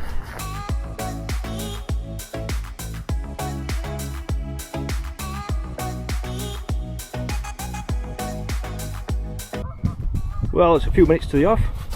Dad's office is all ready and waiting for him. That wind's blowing in still, it looks absolutely ideal. So basically what I've done is I'm going to underarm a line just down to my right. That's about 5 metres. But I'm only planning on fishing a method feeder over that. It is quite rocky, but a method feeder should allow me, or it's an open style method feeder, should allow me to fish amongst the rocks if I need to. It's a throwaway line. I've got another line at 14 metres. I want to fish about 12 to be honest, but it's a little bit rocky there, so I've had to go just past those rocks. So I've got my underarming line there, then I've got a line at 14 metres, and then I've got another rod clipped up at exactly 30 metres. I've got a method feeder set up for both the 14 metres and the 30. I'm prepared to fish the method, and with little wafters and that sort of thing. So on the bait front, I made a big change from last week. I've changed the ground bait mix. Last week I fished F1 green, which is quite a weak fish meal mix. So I've changed. I'm actually fishing match method dark. Stronger mix, there's a bit more pellets in there, a bit more food in there, and it's going to be ideal for fishing on a method as well, if that's going to be the case. Super confident in that mix. So I've got a stronger mix, a bit more food in it as well. I've got micro pellets on the side tray, So I've got some micros to either fish around the feeder, or I can introduce them into the ground bait. So as you can tell, I'm being a lot more selective now, and worms are going to be a big part of it. And that is it. I have got a few pinkies and maggots on the side tray, but I don't really want to go down the route with those because they were just attracting those little tiny fish. So the game plan is I'm going to feed at 5 meters from the off. I'm going to feed at 14 meters, and then I'm going to feed and fish and start at 30 meters, just with a conventional rig with some worms. I'm going to put some worms through, some micro pellets, and that's about it. So I'm going to be super selective, a lot more selective than the previous 2 rounds, and that's because I need to catch bigger fish.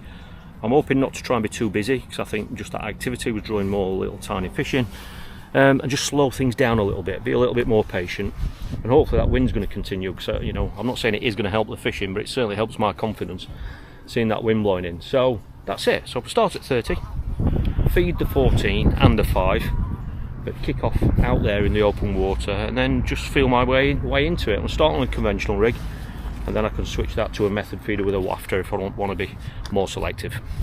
Well, in true style, at the absolute minute that they've shouted time, it started raining. I just cannot believe that every single match I've filmed, probably the last 5 or 6 matches, it's just done nothing but rain.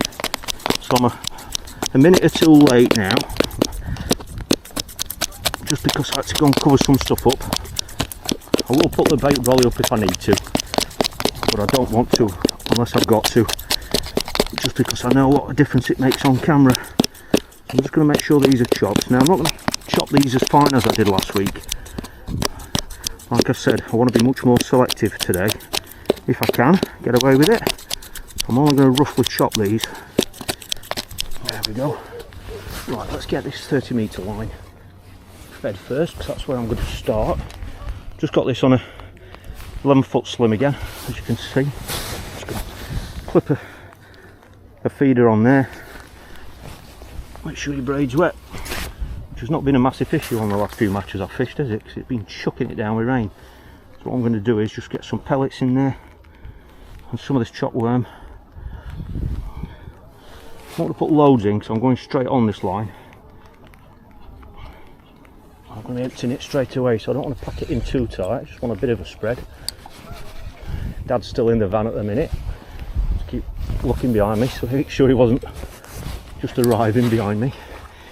I'm going to put one more of those in. Micros in. Some of that worm. And I'm also, I didn't mention it earlier, I've got some corn there as well. There's been quite a few tench getting caught. So we all know tench love the corn, and that again is a lot more selective, but as you'd expect you can easily catch bream on that as well. So I'm going to be putting it in. I can obviously fish with that on the hook as well, or on a hair rig. Get this one in. That wind looked perfect. A lot of pole anglers. I don't think he's not fishing the pole on my left now. He was going to put it up, but he's not now. On my right is pole fishing, and further down there they are as well. So that's that one fed. I think what I am going to do, I'm going to put one more in. I'm just going to change that feeder to a more open method feeder, because I just want to put a few grains of corn out there as well. I'll do that now. A few grains of corn. Change that feeder because corn wouldn't have come out of that other feeder very well, whereas this is a proper open-ended cage, and the corn will come out of this alright. I haven't fished this line for the last couple of weeks. Oh sorry, I didn't fish it last week. I don't really know what it's like fishing out in that open water. Most of the fish were getting caught within pole range. Right, so that's that fed. Just give that a second. So that's it. So we've got some pellets out there, some worm, and now a few grains of corn as well. Just going to quickly put one in with this, with pellets down this inside. All I'm going to do is just underarm this. I've got my marker. That's my marker, that bench. There we go, and I can top that up at any stage. But I think I might only fish that with a method feeder, just because Put one more of them in, just because it might give me a better chance fishing it amongst those rocks. Marker. That's a complete throwaway line, but it does look nice down there. If I can fish it, and if the fish are going to come in on it, that is. That's that line fed, or those lines fed. I'm just going to, in fact, what I'm going to do is just change that feeder. Click that on there for a minute. Like that. All this would have been ready if I'd been ready on time. I just nipped back to the van to see if Dad was alright, so I was a minute or two late. Sure, it won't make that much difference, will it? Right, again, feeding this the same. So I've got micros and worms. My marker for this one is that bench there. I can put some corn in on this line as well. Really don't want them little tiny perch what I got plagued with last week. See there, I've got some micros. I don't want to put too much in because it's not that big a feeder. Don't want them to get wedged in. I'll put 3 in on this one. And I can obviously top this up if I'm going to stay on that longer line, longer than expected.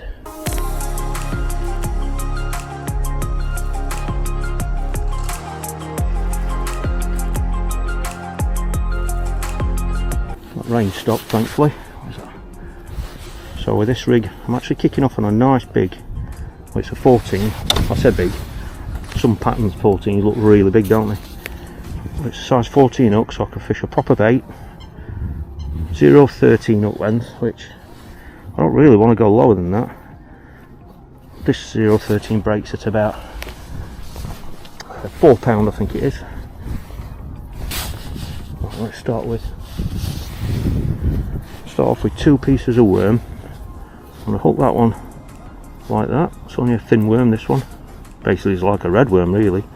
It's a little dendra. Look at that.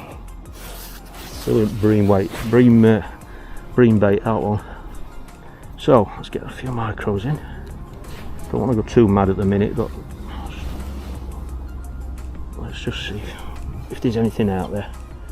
Like I say, I'm going to be patient, or more patient than I was last week. I will get my stopwatch out in a minute. So one of the things I didn't get a chance to do. I just want to make sure I've got some bait out there first. That tip down.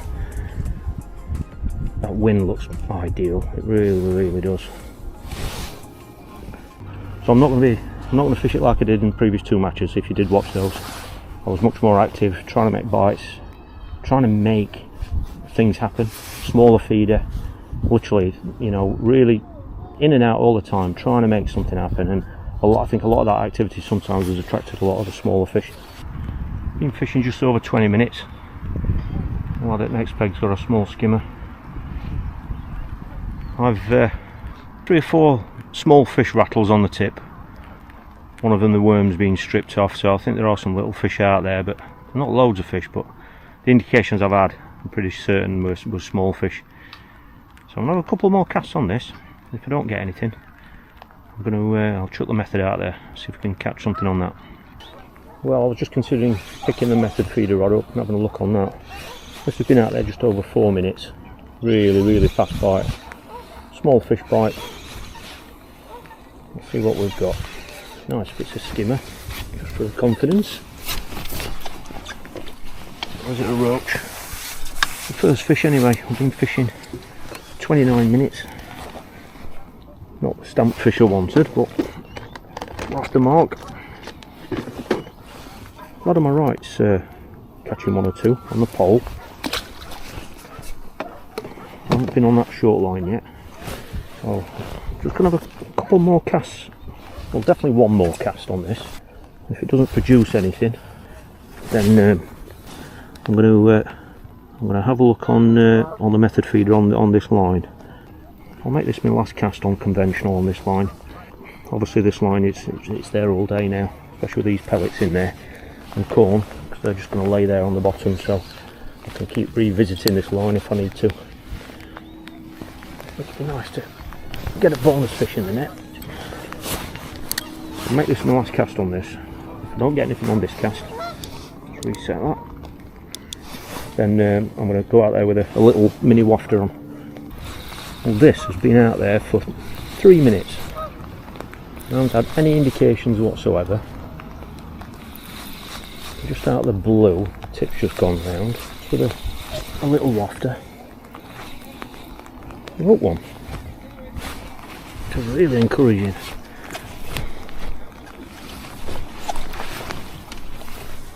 Brilliant. Very encouraging. If I can catch on that. There we go. Just in the middle of the bottom lip, bang in the middle. Well, that's encouraging, isn't it? Especially getting it on the method. Let's get this back out there. All I did that time, I actually did it with just micros, no ground bait that time. I don't want to keep doing this because I think there's too much bait there to keep putting that in. There we go. Make sure that's in. Well, that's filled me with confidence on the method feeder anyway. On this venue, it's the first time I've fished with it. Set that again. Well, this has been out there 2.5 minutes. I had one little indication when it first went in, as though there was a bit of a liner. It was very similar to the last one. Oh, that's smaller, this one. It's still better than those little perch. If I'm only waiting 2 minutes for them, that's even better, isn't it? I definitely needed to catch skimmers today. All green. There we go. Well, it's certainly giving loads of confidence in this method now. So I've just been fishing 45 minutes now.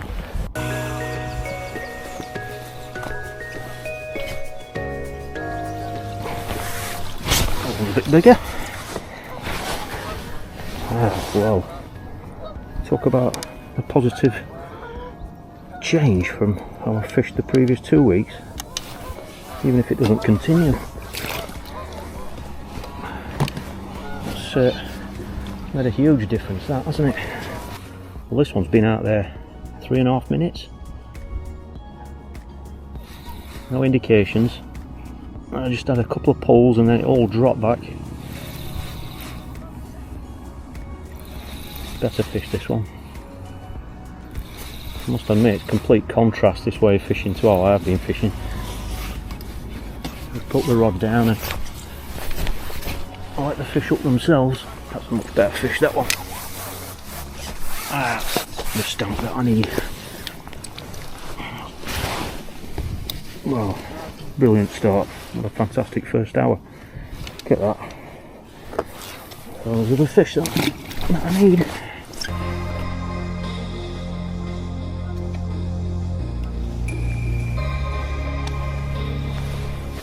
That's a better one, that one.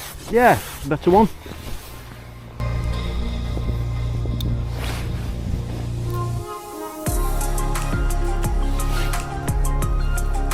Couple of pounds. Well, we've been fishing 1 hour and a quarter. The rain has finally stopped. That was an indication then. That might be about, there we go. I'm not picking up on that. And when that rain came, the wind dropped as well. It didn't feel anywhere near, I don't know, even though I was catching, it just looks much better with that wind on it, and it's come back again now. It's only a light breeze, but it is blowing into us. We've been fishing 1 hour and 15 minutes. And I'm not sure what weight I've got, 4 or 5 pound, which is not amazing, but it's certainly better than the previous 2 matches. And the window and the way that I've caught the fish was really, really encouraging. So I'm still out long, got 30 metres at the moment. It has slowed down. I haven't had anything for a couple of casts. That was an indication there. The thing that I'm thinking about most now is how to feed this line. Because obviously with this method, you are feeding it every cast, aren't you? You're feeding, a little bit with your hook bait in the middle. But I don't know if I need to feed more or less. I don't really know. The lad on my right keeps dropping fish in the net. He's fishing the pole. So I'm going to have about another 15 minutes out here on this line. And if I don't get anything, or it doesn't show any signs of staying as good as it has been, then I'm going to put a couple of bait feeders in on it just to top it up, and then I'm going to have a look on that 14 metre line. I topped that 14 metre line up about 10 minutes ago. I'm going to go straight on that with a method, just exactly the same as what I'm doing here, but I've got another rod set up, clipped up at 14 metres, so it's going alright. It's going alright, but it has slowed down now, so that's something that I need to be very wary of. Well, this long line's just died, it's just gone, so I'm going to give it a rest. I'm going to just top it up, but I don't want to just top it up with pellets. I want to put a bit of worm out there as well, because that's how I fed it at the start.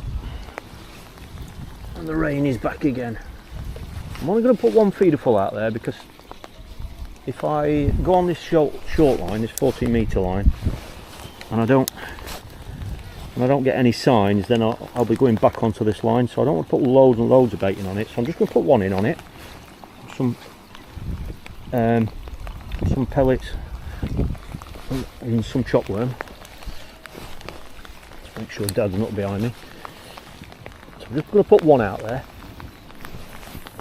and that'll hopefully just reset it, perhaps, you know, let the fish have a bit of a rest and regroup. But it was a nice little spell on that, but I'm conscious that the time's running away. We're over an hour and a half in now. Was that a fish? Or a diver? I don't know, but I'll be watching that on playback. When I'm watching this back, I'm sure that were a fish there. So I'll put some food out there, and I've already got a method feeder set up, clipped up and everything, ready to go on that 14 metre line. So I've just got to put a little wafter on it, just like I've done on the other rod. We'll see if there's some on the short line.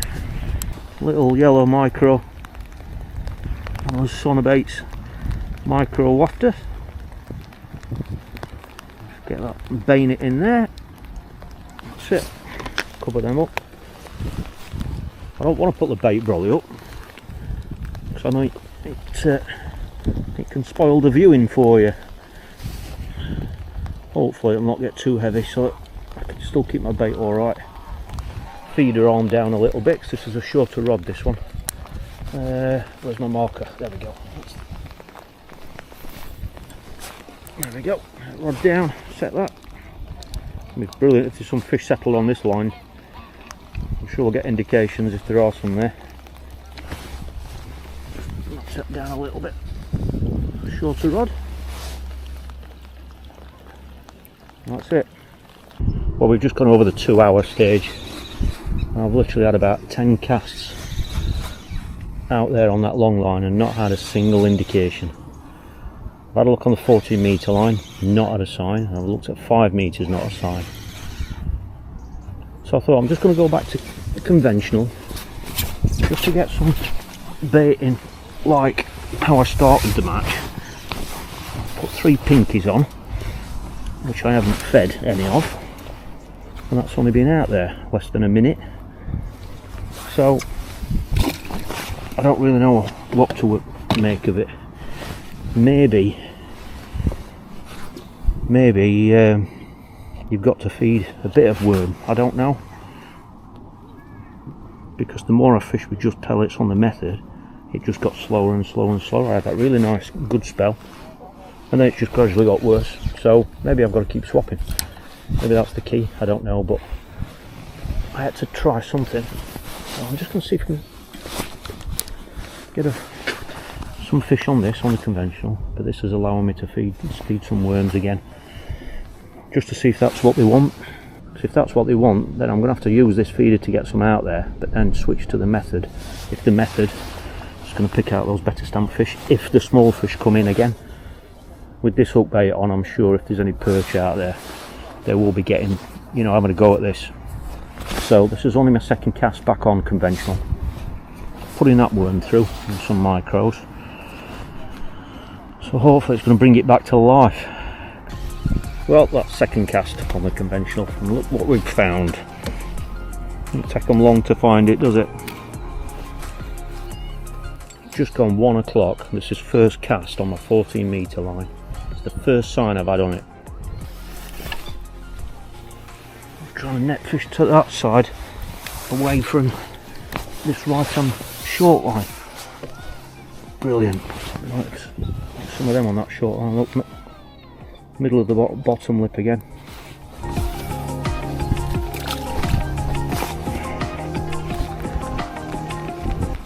Well over the halfway stage now, and that last period's been really poor. I managed to catch 2 smaller skimmers on that 14 metre line, and then it's just gone dead again. So I've just topped it up. I put 1 cage feeder full in, with some micros and worms in. I've just left it, and I've just gone back on that 30 metre line. I deliberately didn't feed it in case I just felt maybe I just fed too much. So I stopped feeding it when I came off it. I didn't top it up.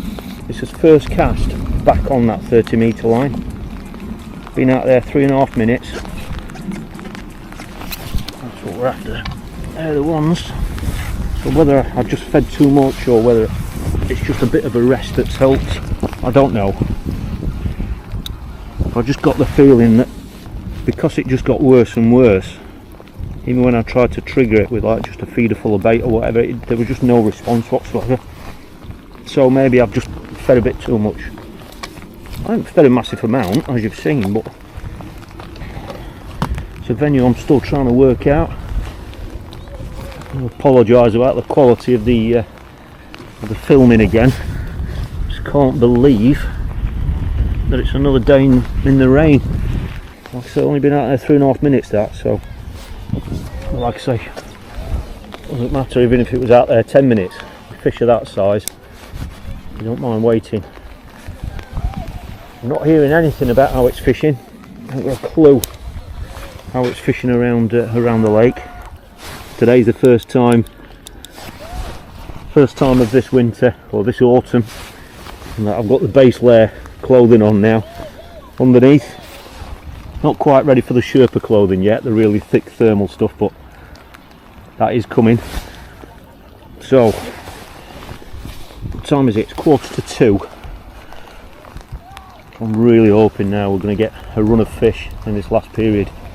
Well, I had that nice fish 2 casts ago, that nice bream, and then on that last cast after 6 minutes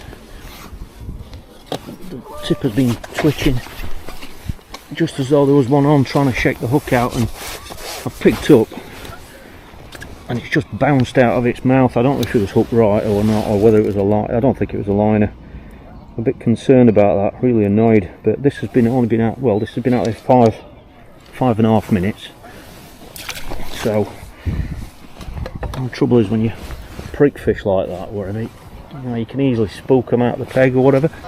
But I'm going to do the same this time. Just capping that off with a bit of ground bait,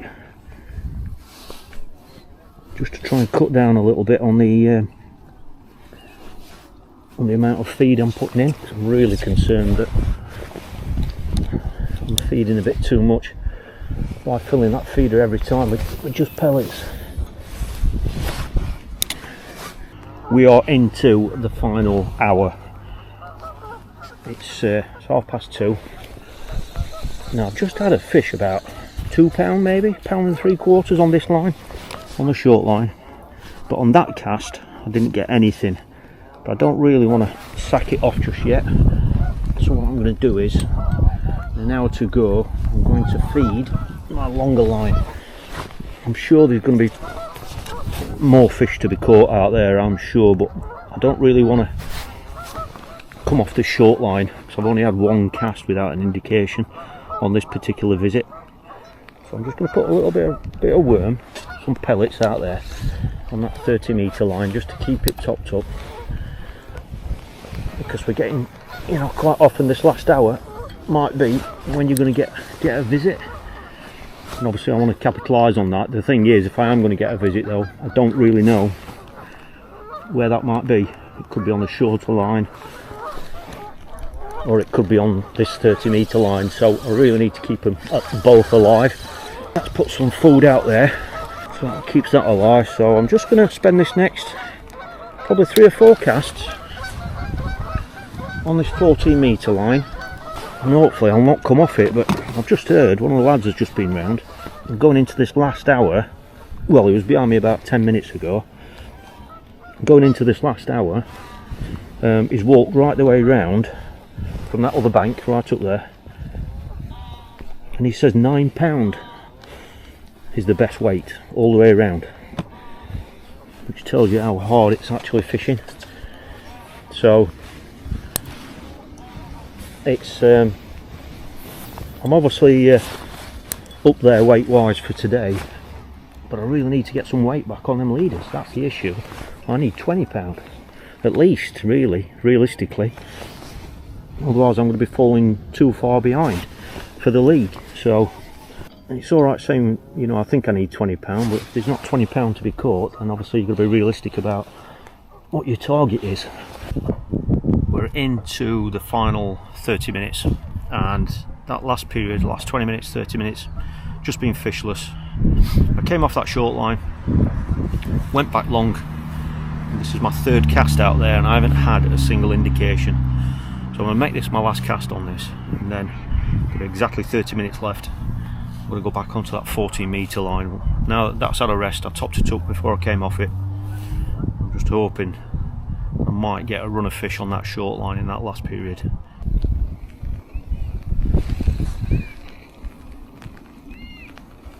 Oh, it's come off! No! Keep adding on to that weight.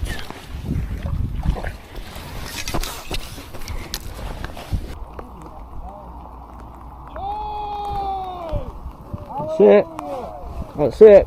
I think it's been a very interesting match. I hope you've enjoyed it. It's obviously, you know, if you did watch the previous two rounds to this, you know you will be watching me trying to work this venue out, and it's not so much about work the venue out, it's trying to work out a way of competing with the lads that are catching on the pole and that sort of thing, and getting to know, you know, the areas of where the fish are. Those little perch have been a nuisance again today.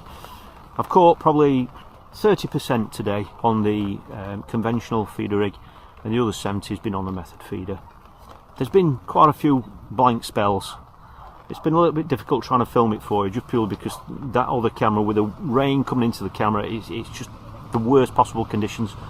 So there was a lot I couldn't really film, to be fair, but I've definitely obviously found a way of picking out some better fish. You know, that's what that method feed has definitely done today, but I've had so many blank spells, and I don't think my feeding's been quite right. I don't know, I just feel as though possibly my timings weren't right when I've topped a line up and rested it and gone back on it. Most of the time I haven't had an indication when I've gone back on it, so I don't think my timings have been right, and I'm not quite sure if they wanted more worm or not. So that's obviously plenty for me to think about going through next week into next week's match.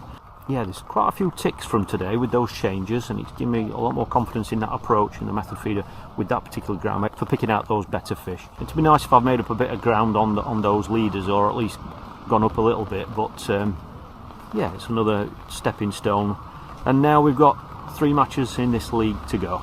I haven't had many bites, but they've been a better stamp. A better stamp. Oh, there's some nice fish there.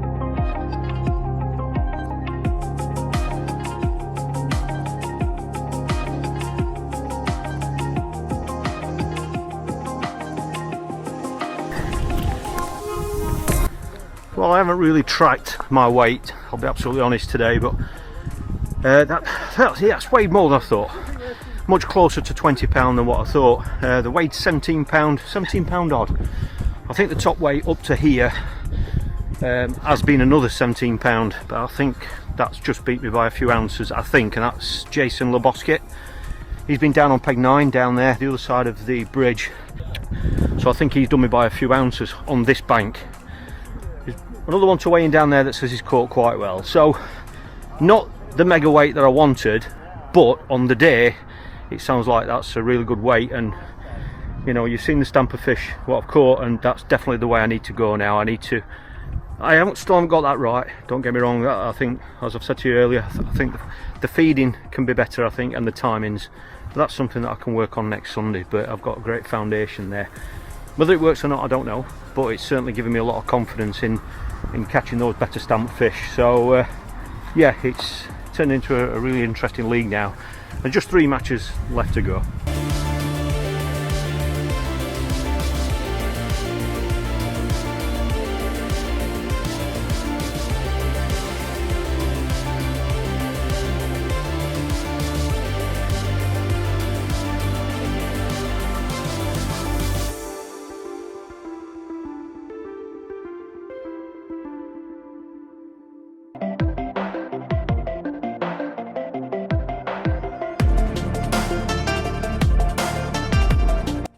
morning everybody. We've got another overcast day here at Poolsbrook. This is round 4 of the autumn series.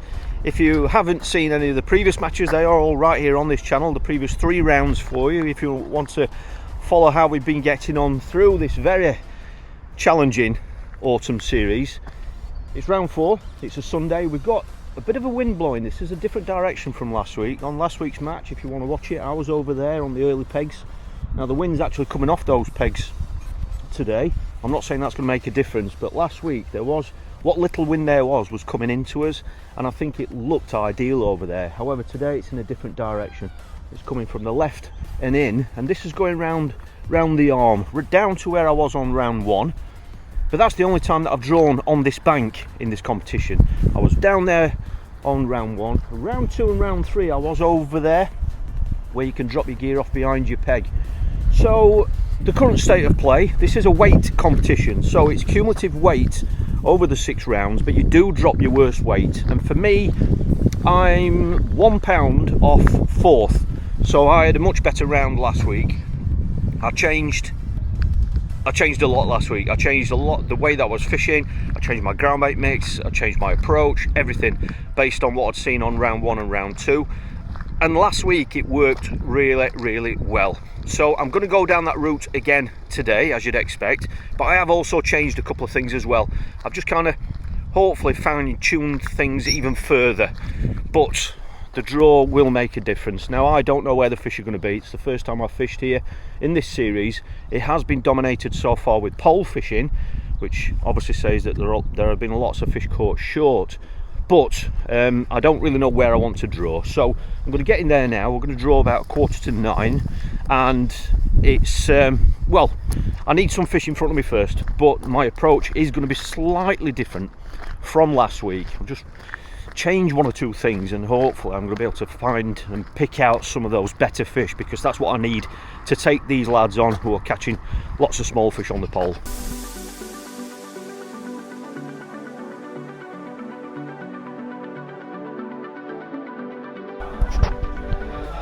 Well, I'm not getting to see much of this venue, am I? I'm over on peg 5. So I think I've been on peg 4. And I think, was I on 6 last week? No, sorry, now I'm on 5, and I think that's the one with the cage. I think. I'm not sure. If it is, then I have got a bit of a feature to cast to. 2 weeks ago, that peg was 2nd in the match. However, last week, it didn't produce anything. So I'm in familiar territory, so I'm going to go and make sure Dad's okay. Get the van over there. I can drop my gear off behind my peg over there, which is good. So I'll see you over there, and I'm going to talk you through the approach.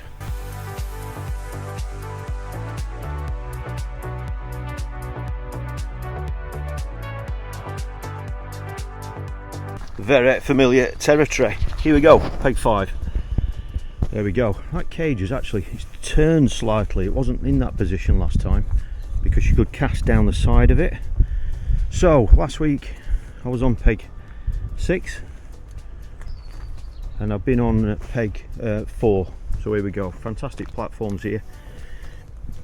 Water clarity is about the same as last week, I would say. Yeah, lovely and comfortable platforms.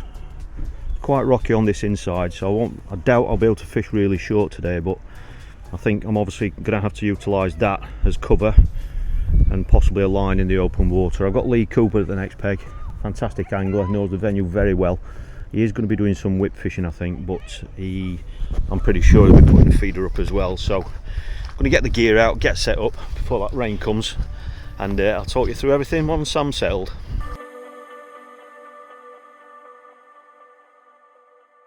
It's another rainy day. I've just gone back to the van just to make sure Dad's okay. I've set his brolly up in his chair under the trees if he decides he wants to come down, but I can't blame him for staying in the van. It's they have forecast this to be in for the day, but it's not really going to affect my approach or anything. And you know, I'm obviously basing a lot of what I'm going to do today on last week. So I'm going to fish 2 lines. I've got that cage slightly to my left. It's further out than what I thought actually, but there are rocks just this side of it, so that is going to be my short line, and it's a little bit further out than I wanted, I'll be honest with you, but it is down the side of that cage. It actually works out at exactly 20 metres So that's going to be my short line, and then my longer line was last week at 30 meters, but because my shorter line is only at 20, I'm going to push my longer line out an extra 2 meters. It's just a confidence thing. So I've got 20 meters and 32 meters. Lee next to me said he'd seen a fish roll, and I have just seen another fish roll on that 30 meter sort of range. I don't know what they are, and that's it. I'm going to start long at 32 meters, feed the shorter line, and I've got a cage set up on both for both lines, and a method for both lines. I've got some pinkies, got some maggots. I'll show you that now. I'm just heading back now. Just gonna have a cup of coffee. I've got some worms. Lee on my right is a very good feeder angler. However, I do know he has actually got the whip set up as well, so there could be times when he's catching small fish short that I'll just have to ignore. So here we are. I'll just show you this once. That's Dad's station for the day if he decides to come out. Yeah, I mean, it's basically the slims. I've got 3 slims set up, 11-foot slims, all with braid on. The 4th rod is an XRS light feeder, same sort of rod. It's just a soft feeder rod. I've got 2 for the 20 meter line and 2 for 32. I haven't still really sorted the bait tray out yet, but I've got some worms there, selection of feeders, got some pinkies, some wafters in there, some pellets and some ground bait under there. The ground bait again is the same as last week, which is match method dark. So you can see the cage there. I know it's a little bit deceiving on camera, but just past the front edge of that it is actually 20 meters. So that's one line I'm going to have just about there, and then the other one is straight out in front of me at 32 meters. I'm going to start long, probably on the method, stay nice and confident, and feed this line at the start, and then just feel my way into it. As regards expectations, well, this is a weight competition. It's quite obvious that I need as much weight as possible to get me further up the league. Last week I had 17 pound on that peg there where Lee is, and that 17 pound was only made up of about 14 fish, something like that, so it gives you an idea of the stamp. I'd accept that now for today, but you know, if I can get that method right and there are some better bream out there on either line, then who knows, you know, I could get 20 pound plus, who knows. I've just got to get as much as I possibly can. So that's it, I made my decision. There are 3 rounds left in this competition, so I need bigger fish. I'm not going to beat the lads on the whips and the poles with small fish on a feeder. It's just not going to happen. So that's it, I've got a very, very clear plan.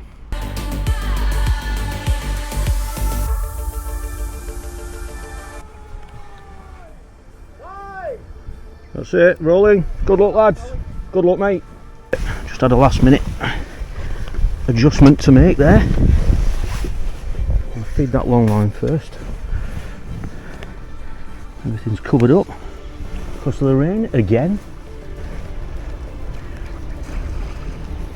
I'll have a quick look where Lee's cast that one. Make sure I'm not on his line. I'll put one out there first. Just ground bait. That doesn't look as far as what I thought it was going to be, that, to be fair. I'll get some bait in on this one now. This is the line that I'm going straight on, so I don't want to go piling loads of bait in. Just enough to kickstart it. So we've got there. Cage to empty, nice. Hoping that rain's going to not get any heavier than it is now. We've got the wind off us back here. It's not something I really mentioned when I got here, but the wind's off our back here, so it's blowing down into that arm down there, down where I was on round 1. That's the one that's got some food in it. Just gonna put one more of them in. That's all what's gone in there.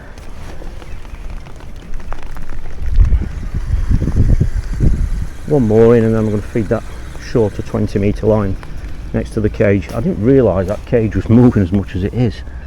It's I thought it was tethered stiller than what it actually is, but it's moving quite a bit, so I'm going to have to pick a line that sometimes will be further away from the cage than other times, just purely because if I have it too close to the cage on some casts, on the other casts I won't be able to get there because the cage will be over the top of where the feeder's gone in, if that makes sense. That's it. Empty that. Get a little flick. I want that to empty where the clip is. Probably going to put 4 in on 4 feeders full on that short line now, just because I plan on leaving it for a while. Just going to leave that there. No hook length on. And this is the XRC 11-foot light feeder. So, as you can imagine, based on last week, I feel super confident in feeding quite a few pellets on this line, just because I know that they shouldn't be getting eaten as much. Look how far away the cage is now. It's virtually, the edge of it is just to the right of that big pylon. In a moment it'll be about probably nearly a metre to the right, so I'm going to have to go somewhere there. See, it's actually moving back now, back to the right, so I'd rather pick a spot that might be a little bit further away, but a spot that I can fish all day or reach all day. So put some micros in there and some worms. I'm going to put 4 in on this one, and hopefully in that time a fish might have found some bait on that 32 metre line.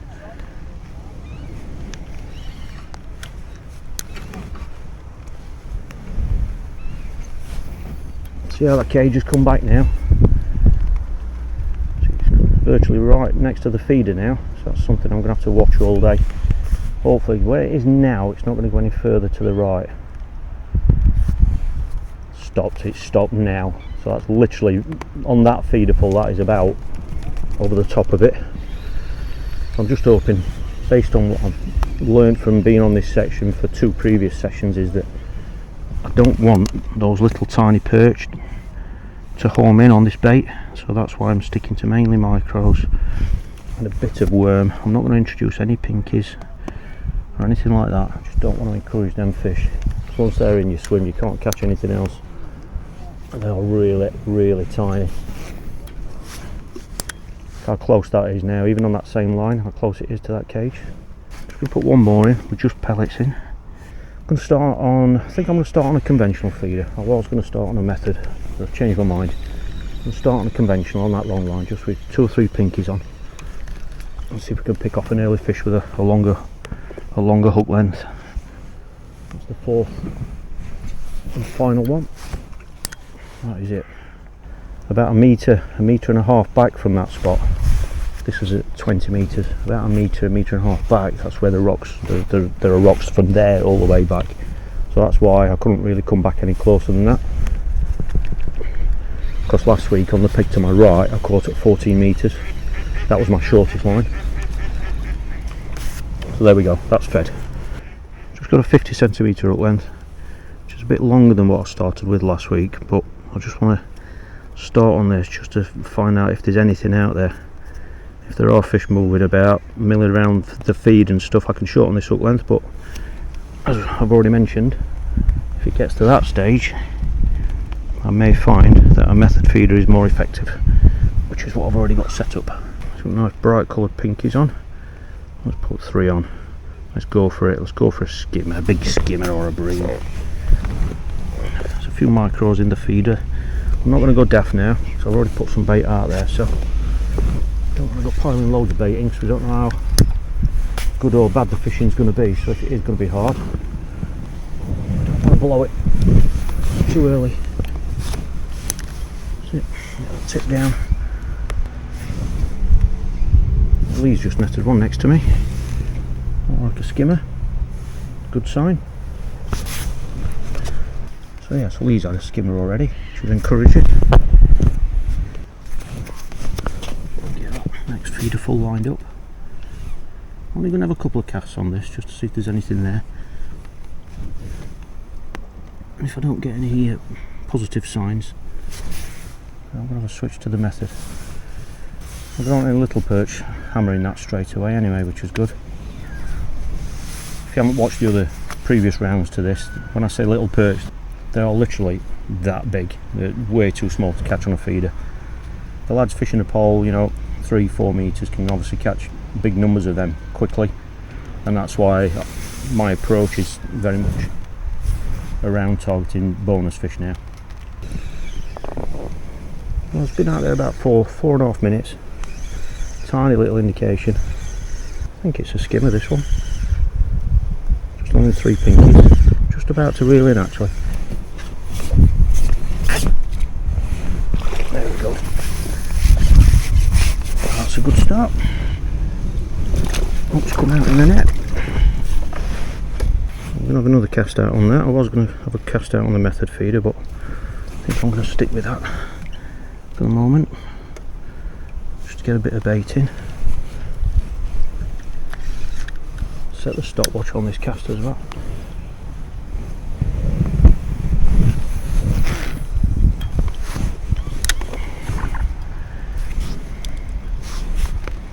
That's a confident start anyway, especially with it being a skimmer. Any fish first cast is good, but with it being a skimmer as well, it's encouraging.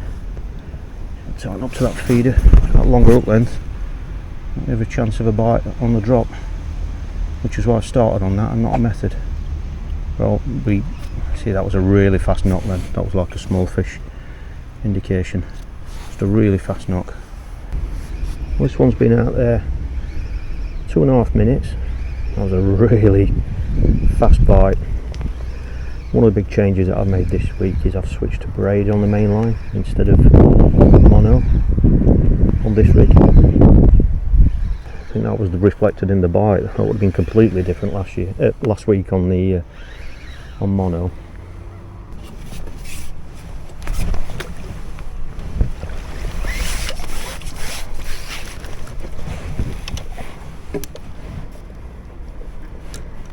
There we go. Slightly bigger than the last one. They're all welcome at this stage. It hadn't been out there too long either, which is good. Just make sure the hook bait's alright. No ground bait that time, just pellets. Got loads of confidence in this method after last week. We can get this down the side of that duck. Watch out, duck.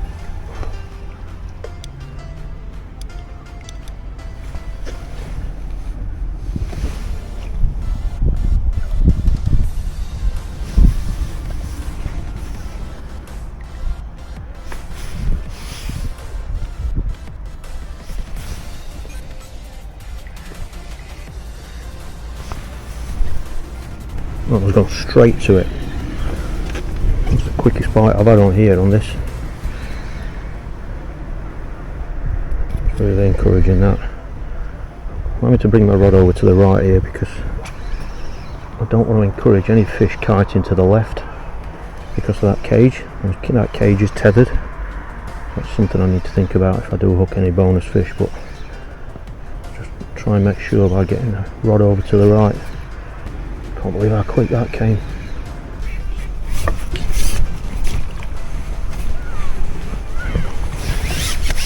And a skimmer. Well, I don't catch them quicker than that on a method, are we?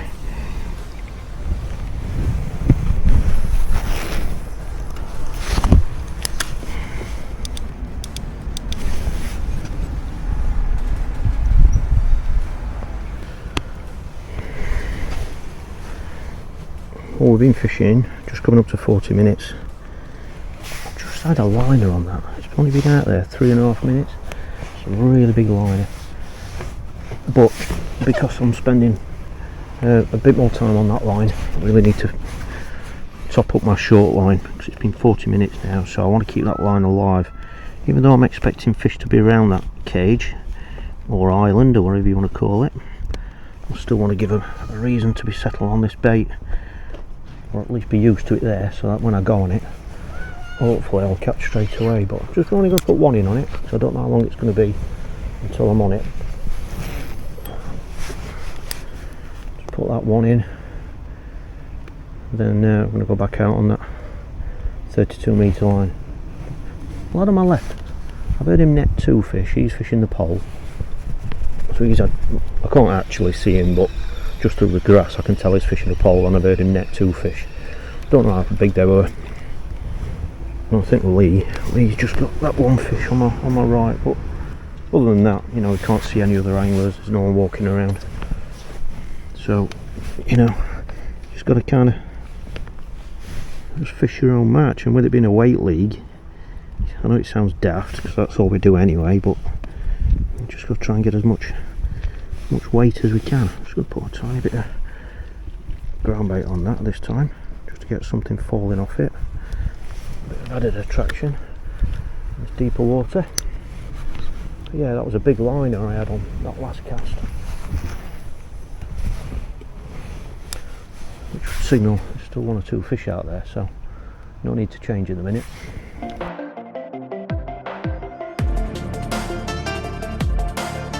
Well, we have been fishing an hour, and it's really slowed down on this long line.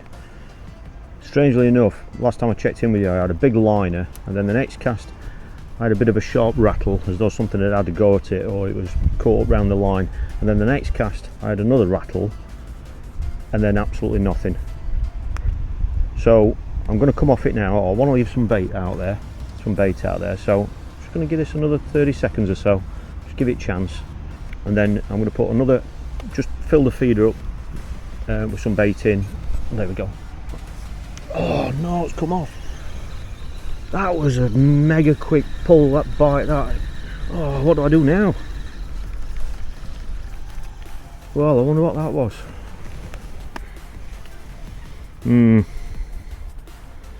I think I'm going to do what I said, even though I've just done that. So I'm going to put some pellets on like that, just so that they stay on to get out there to the bottom. Then I'm going to empty that and then have a quick look.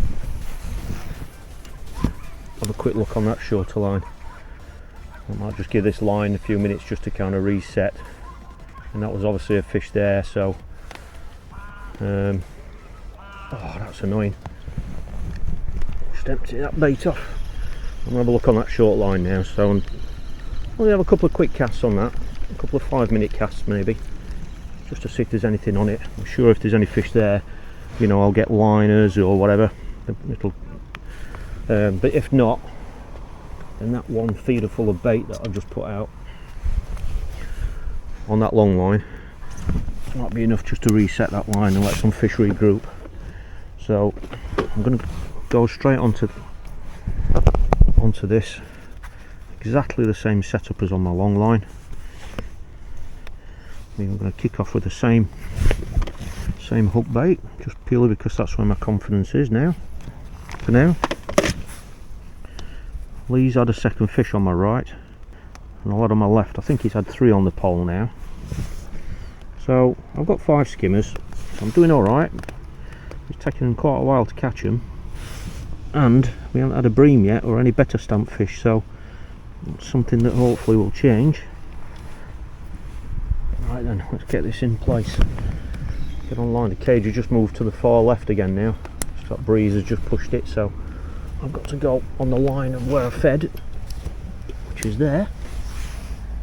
Set that stopwatch. It'd be nice if there's some fish settled on this. 3 minutes this has been out there. This is first cast on that short line, which is encouraging. Didn't get any indications before the bite. No liners or... That's good. So I'm caught on both lines now, which is really encouraging. Not big fish, but just going to take what we can. I just have to be very mindful now about how long I'm leaving that long line now without feeding it. Fed it on half. If I end up staying on this line, which would be nice. I don't mind what line I'm catching off, but I'll just make sure I keep it topped up. My cage has moved back to the right a bit again now. That's good. I'm caught on both lines, yeah.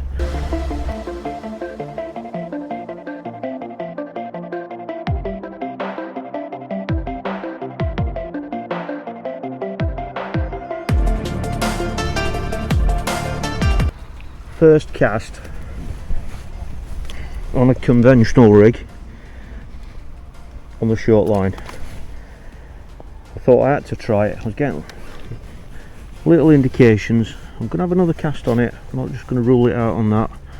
Getting 1 or 2, not many, little indications on that method feeder on that short line, but it's just not working at the minute. We're 2 hours in. I've got 7 skimmers, and I'm just hardly getting any indications whatsoever now, and I'm certainly not catching the stamper fish that I need.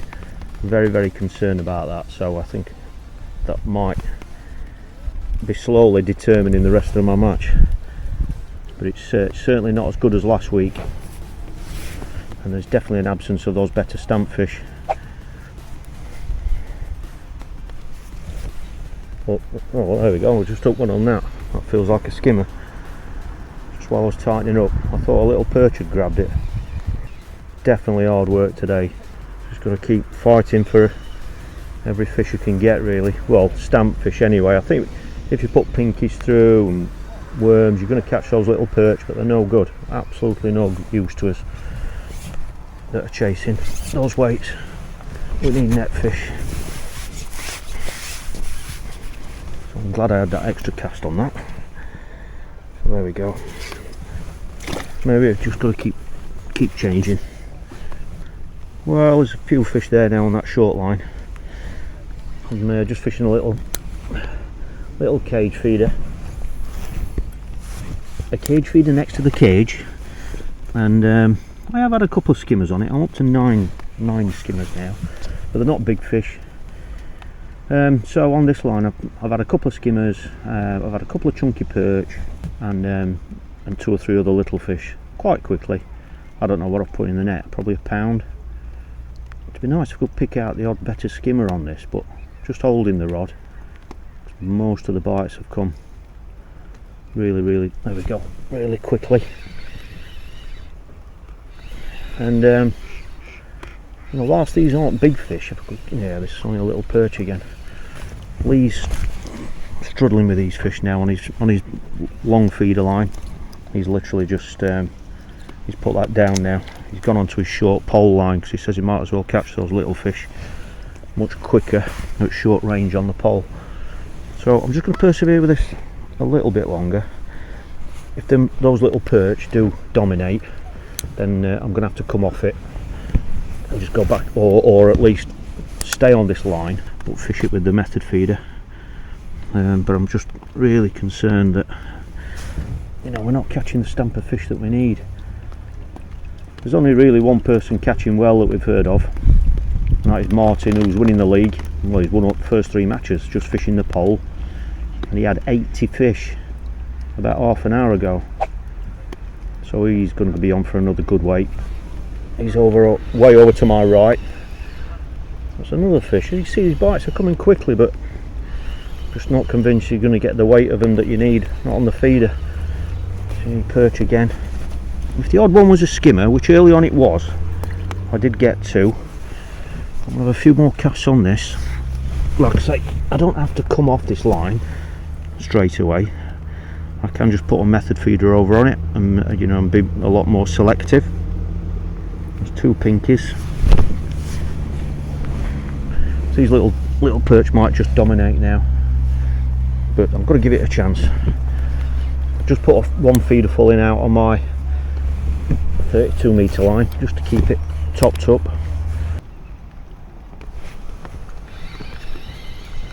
Yeah, another perch. Yeah, it looks like they've completely taken over. I'm going to have one more cast on this. I'm very conscious of the time. He's catching on his whip now, 3 metres to hand or whatever it is. Catching those little fish, as you can imagine, I'm catching them much quicker on that. Just going to have one more cast on this, see if I can get some sign of a better stamp fish. If not, it's going to have to be back on the method.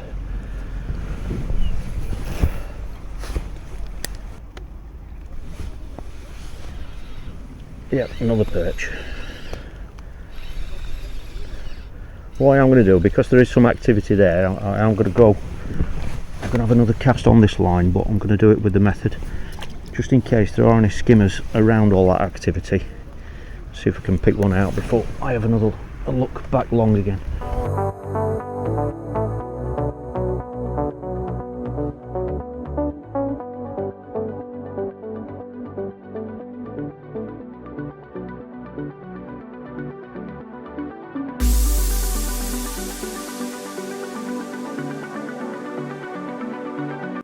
we are into the final 2 hours. It's 1:30, and that last period has been really difficult. Oh, see, that was an indication there. That last period has been really difficult. I have managed to find 2 skimmers, so on that short line, thankfully. After all those little perch moved in, I decided, before I ditched it completely and came off it, I just wanted to have a look on it with the method feeder, just to see if all the activity and then perch and that being there, if there were any skimmers knocking around.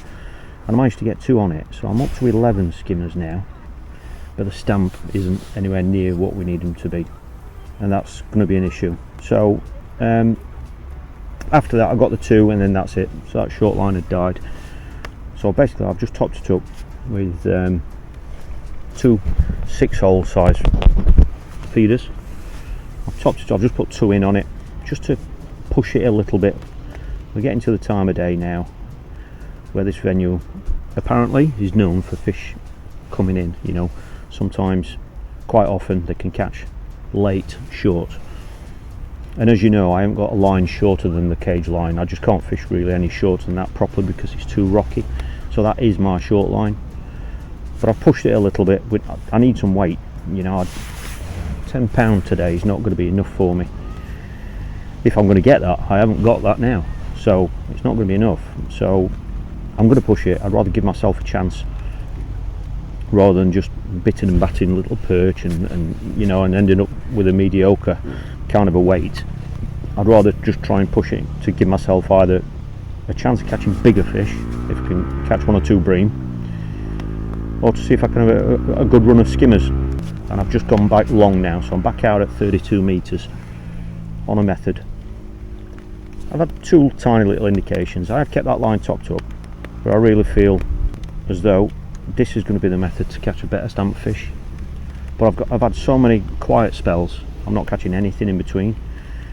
So what I'm going to do is I'm just going to fish this out. I'm just going to give this about another minute or 2, and if I don't get anything, I'm going to have a cast on it with the conventional rig, just to see if I can pick one up with that longer hook length, just to see if there are any fish out there. And what I'll do when I do that is I'll start introducing a bit of feed through the cage feeder, just to try and spur something, so that if I am going to have to come off it, if it's a wasted visit, I have actually tried to create a bit of activity, you know, and I've left some feed out there, if that makes sense.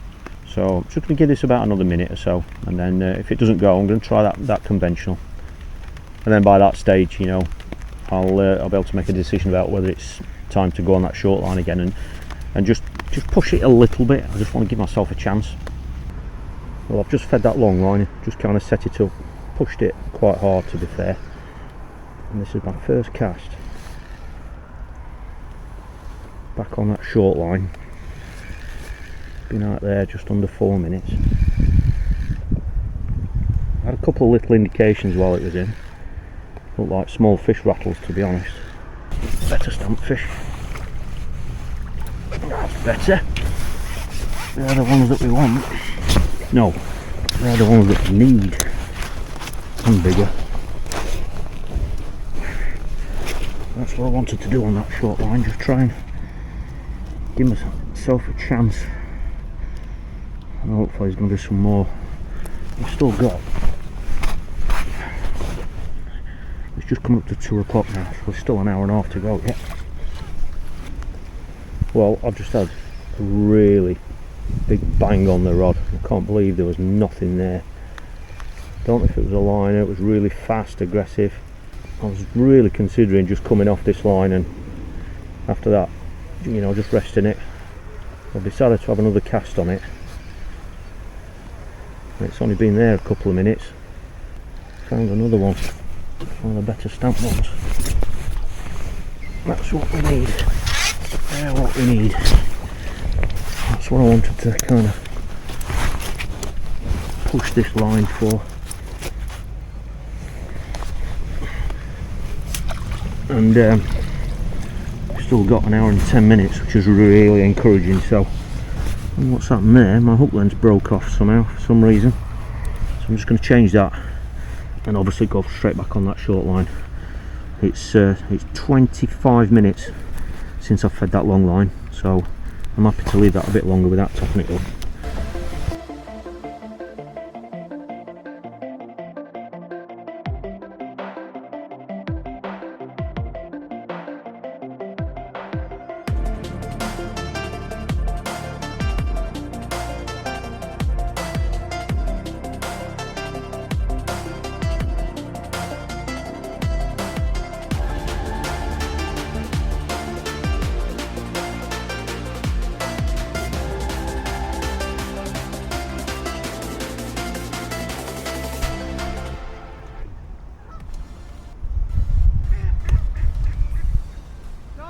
Oh, hoping to get one last cast.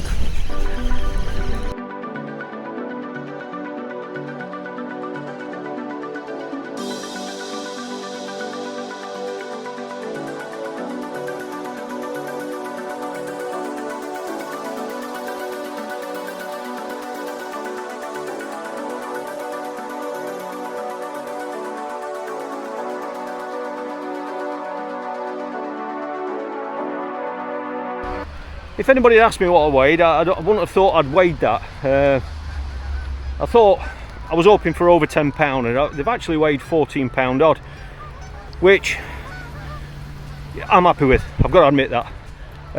But as suspected, Lee has beat me. He's had £15 one, I think.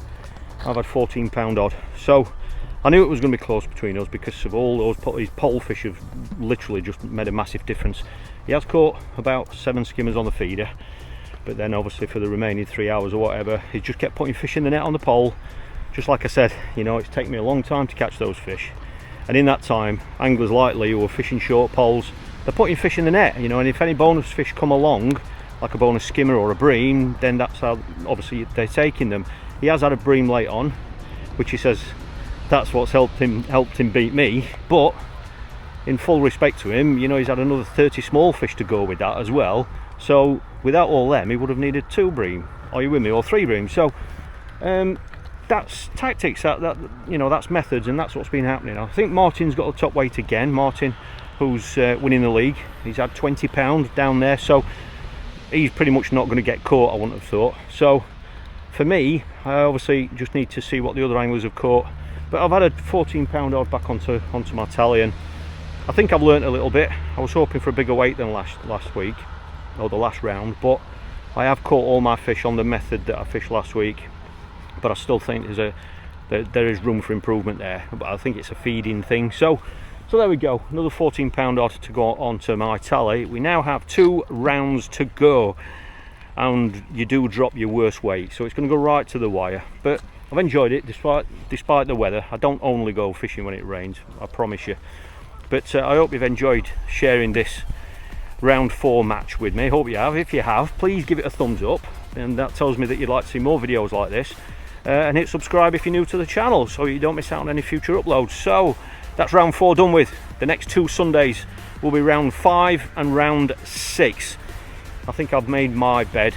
I'm not going to bring the pole, I've already said that. I'm going to stick to this feeder approach, and it looks like it's going to revolve heavily around the method feeder, trying to pick out those better stamp fish. So thanks for watching, and I look forward to seeing you next week.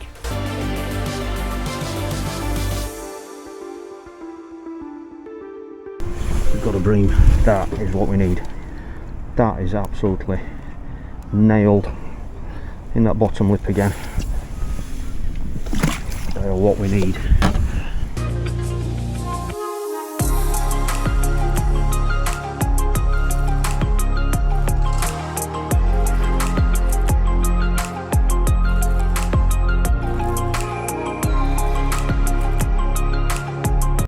Well, good morning everybody, welcome to round 5 of the Poolsbrook Country Park Autumn Series.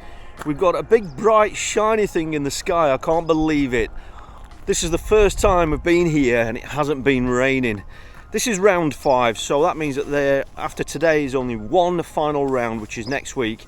And I have filmed the previous 4 rounds of this series for you. They are all been filmed as live matches for you right here on this channel, and it's been a very interesting autumn series. It's a venue I don't really know, and I know that it has been dominated with pole fishing. However, I decided to come here a few weeks ago and just see if I could catch enough weight on the feeder to try and compete with the pole anglers. And it's been a very interesting series so far. I've learned so much, and even by the third round I had completely changed my approach. It is a weight competition, and currently I am £2 off third place. It's cumulative weight over 6 rounds, but you do drop your worst weight, so it's still wide open at this stage. So I know I need to catch big fish, and that's very much reflected in my approach. However, this morning you could probably see the mist on the lake behind me. The temperature has dropped. It's literally half the temperature of what it was here last Sunday. So whilst I know I need bigger fish, and a lot of that has been revolving around the method feeder, I've got to be aware today that if it is going to fish harder, then I am going to also need to think about using a conventional feeder as well, if I just need to just get a few bites, if it is going to be a lower weight match.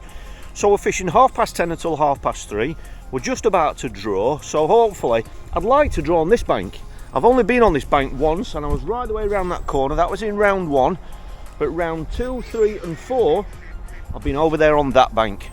But this area has been quite consistent here, and there has been the odd peg just here, which is in the 20s. So I'm going to go and draw my peg, and I'll see you down at the peg. Once I see it, then I can talk you through the approach, because I'm not 100% sure about what I'm going to do yet, but I know that I need some weight. I need some bigger fish, and so I will be targeting some bigger skimmers and hopefully some bream.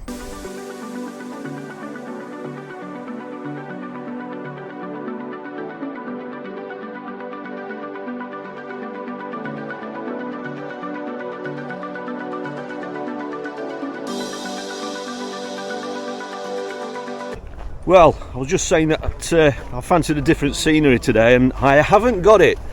I'm heading back over to that other bank again where I have been in previous matches. Peg 5. So I think in the last 4 matches, I think I had, what have I had? 3, 4, 5, 6, I think, something like that. But anyway, so I'm back over that other side. So familiar territory.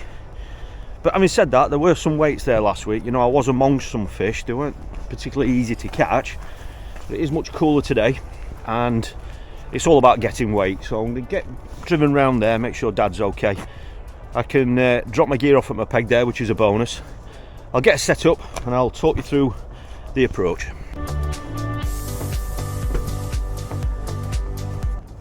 Familiar territory. Peg 5.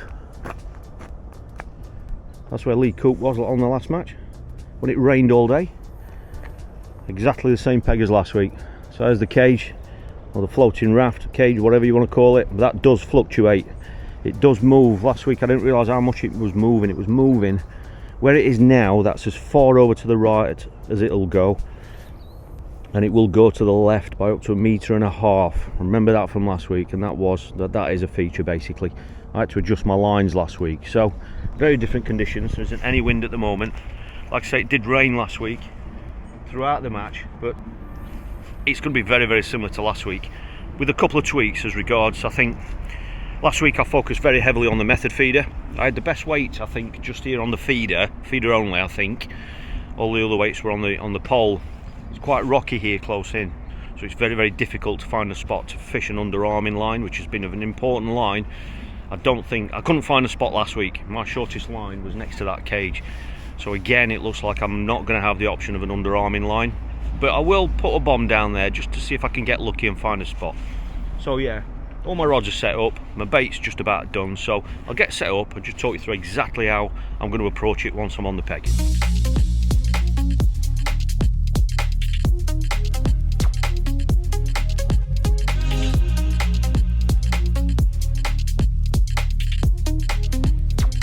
Well, I'm pretty sure I'm going to fish the same lines as last week. One was where the cage is, and the other one was further out into that open water. Now, one of the things that could make a big difference today is that the angler on my right is not going to fish the feeder. When I was here last week, on peg 6 was Lee Coop, who's a very good feeder angler. and he started on the feeder, and he certainly fished the first hour and a half or so on the feeder. He caught a few fish. He had one particularly good run of fish. However, having two anglers casting out there at that 30 metres sort of a range, you can be sharing fish or cancelling each other out. So one of the key things I'm hoping for today is that I'm going to be out there without anybody to my right fishing a feeder, and that is obviously could work in my favour. One thing that we did notice is that last week there were one or two fish topping out there or rolling. They weren't bream, we don't even know what they were, but there were signs of fish out there within that range. I haven't seen one fish today, and lots of the fish that I caught last week came, if you saw the film, came very quickly. You know, I honestly felt that a lot of the fish were following the feeder down, even on the method feeder. Even when I could just lightly put the pellets and the ground bait around the feeder, I caught 2 or 3 fish almost while I was tightening up, you know. If these fish aren't up in the water like they were last week, then I might have to be a little bit more patient. So that's the key thing. I'm really hoping that I'm going to have that feeder line to myself. The angler on my left, he's plumbing up on a pole right now as well, so I'm obviously hoping that that's going to make my longer line stronger. So I'm going to fish the same 2 lines that I fished last week, which was next to the cage, which worked out where it was clean just before the rocks start. I think it was exactly 20 metres. I'll clip up at 20, I think it's 20 or 19, and that's just past those little bit of rocks and stuff, just where it's nice and clean. And I did probably catch half of my weight on that line last week. And the other line, because that short line is 20 metres, my longer line I pushed out to 32 metres last week. So that is those 2 lines taken care of. The only big issue I've got, the big issue, is that short line. I really need a short line, one, you know, 5-6 metres. There's been a lot of fish caught there, but I'm pretty certain that there isn't a clear spot on this peg for me to do that with a feeder. But I am going to spend 5 or 10 minutes with the bomb on, just to see if I can get lucky and find a clean spot, because that way, that means I've got 3 lines then, and that short line obviously is there for later on when sometimes these fish do come in. If not, I'm just going to have to do what I did last week and focus on those 2 lines out there and forget about any short fish. I could have left my line clips on from last week, couldn't I, if I'd known. This is just, well, it's a slim. That's what I'm going to be fishing on both lines, on the short, that 20 metre line and the 32 metre line. But just going to clip to a 20, oh no, it's a 30 gram bottle bomb. Just going to have 5 minutes just having a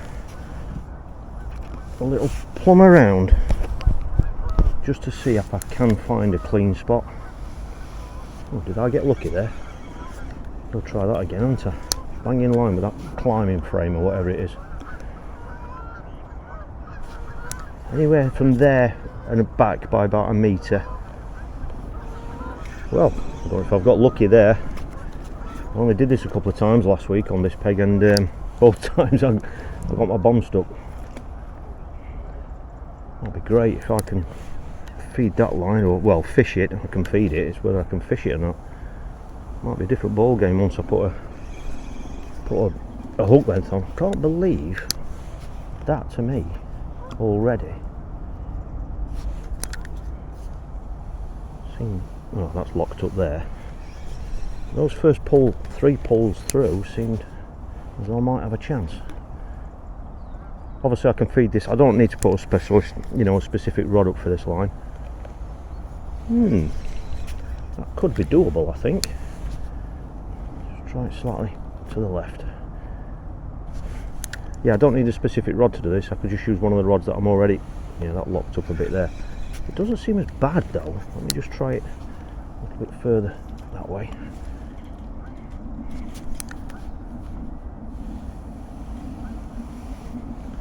Doesn't seem as bad. I know it's different once you put a feeder on and a hook length, but that might give me a chance.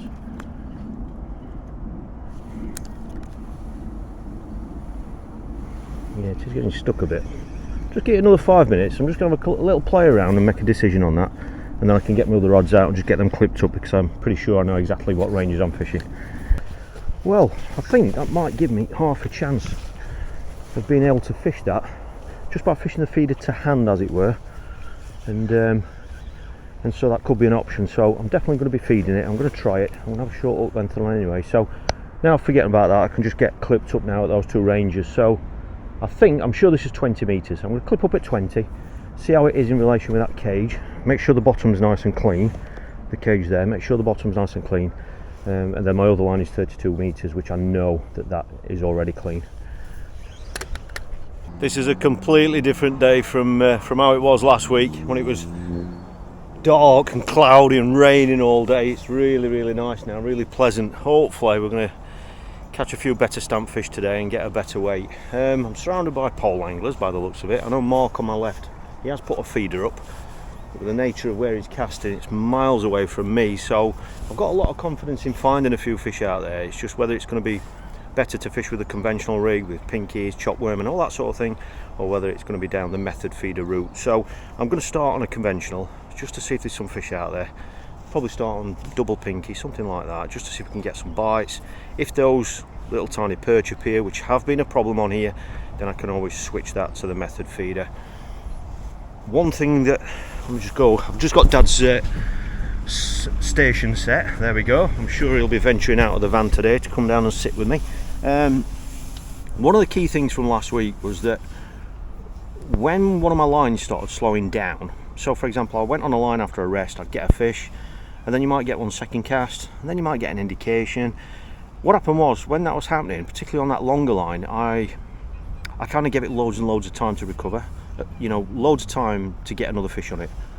And looking back in hindsight, I don't know, just like with everything in fishing, I think I left it a little bit too long to change lines. I think perhaps when that line starts to go, maybe just put a bit of bait on it, rest it, and then have a quick switch to the other line. So that's something that I'm going to be very mindful of today.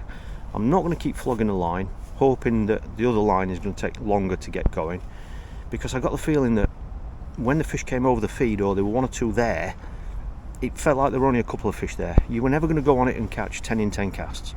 You know, I don't think it's that sort of a venue. So that's a key change from last week's match.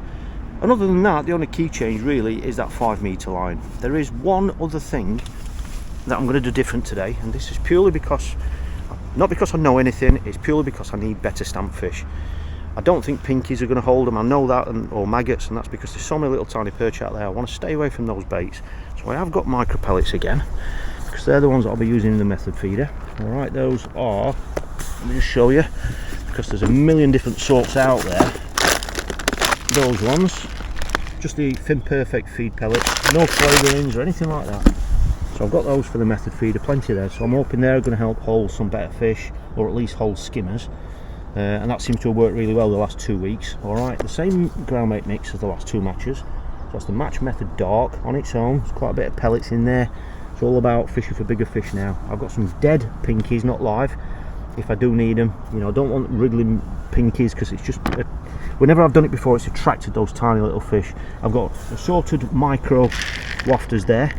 Okay, I like to put them in a tub like that, just because it's easier to pick out the colour that you want with it being a more open tub. I don't transport them in that, I transport them in little tubs like those, the Matrix ones. Alright, it's just with that being a smaller diameter, it's just quicker and easier to pick out the colour from a tub like that. And then finally, the one key thing that I've done is I've introduced that. I'm hoping this is going to help me hold some fish in the peg, or hold some, either 1 or 2 better bream there. There are a few rogue tension here that have been getting caught, and I've got the option of putting that on a hair rig, just a single grain. Alright, so I think you'll agree that, you know, if you compare this live match to my very first live match when I drew over there on the first round, it's a very different approach, and that's because I need some weight. I need some better stamps, some of them big skimmers, and hopefully some bream as well.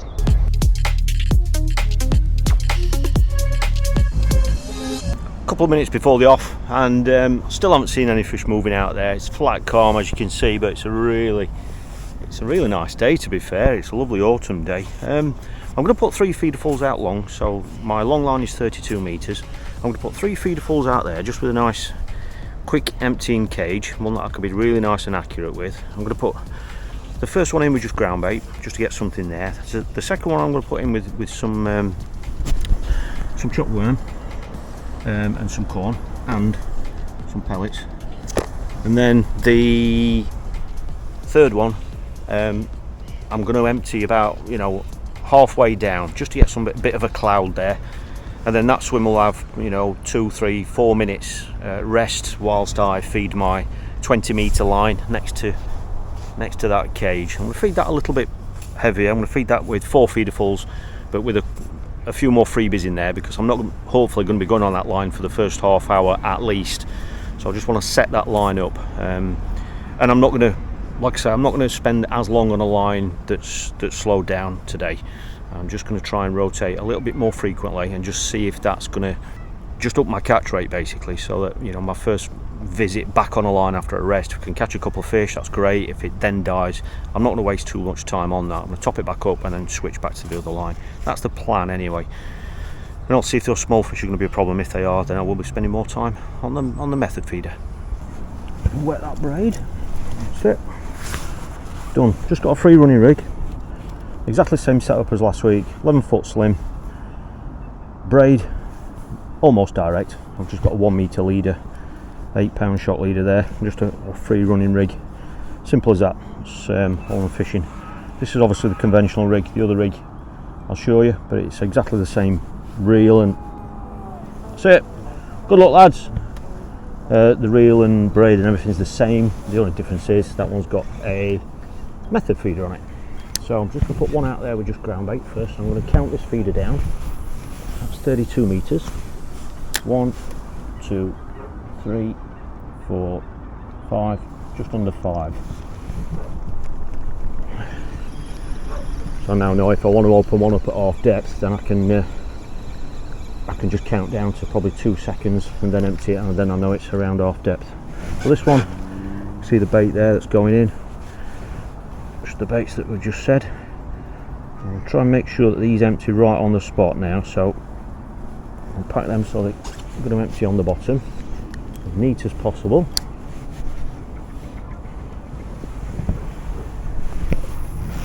So on the target, let that one hit the bottom. I'm just going to give that a second or two just to let that water get to the ground bait. I think what I'm going to do is in the next one I'm just going to put a few micros, just because they'll fall through the water, just to hopefully draw something in. Right, now just empty that feeder where it is. Check it out. That empties right on the line clip. And this one I'm going to empty halfway down, so I'm not going to squeeze this one quite as tight. This will just put some cloud into the water, or the cloud with the ground bait, and just a nice little feathering, a sprinkling of a few micros falling through the water as well, which will hopefully draw a fish in, ready for that first cast. Clip 1, 2, that's it. It looks a lot closer to that 20 metre line than last week. I think that's because it's flat calm. Lads are cupping in bait all around me. So, I can pop that down there, out the way. And the rod for the short line is a slightly different rod, this one. This is an XRS light feeder. It's only a 30 gram rated rod, so it's lovely and soft. It's got a 3/4 ounce tip in it. So again, I'll put some worm in. This is the line that I'm not going to be fishing for at least half an hour. A few micros in there. I'm definitely going to put some corn in. I really need to try and attract 1 or 2 better stamp fish today. There we go, there's loads of bait in there. Now I'm casting to a 4-bank marker on this line. I'm not casting to the cage, because that cage is over to the left at the minute. And where that lands, I hit that clip a bit harder than I wanted to. But that line that's on, that is as far over as that cage is actually going to come over this way.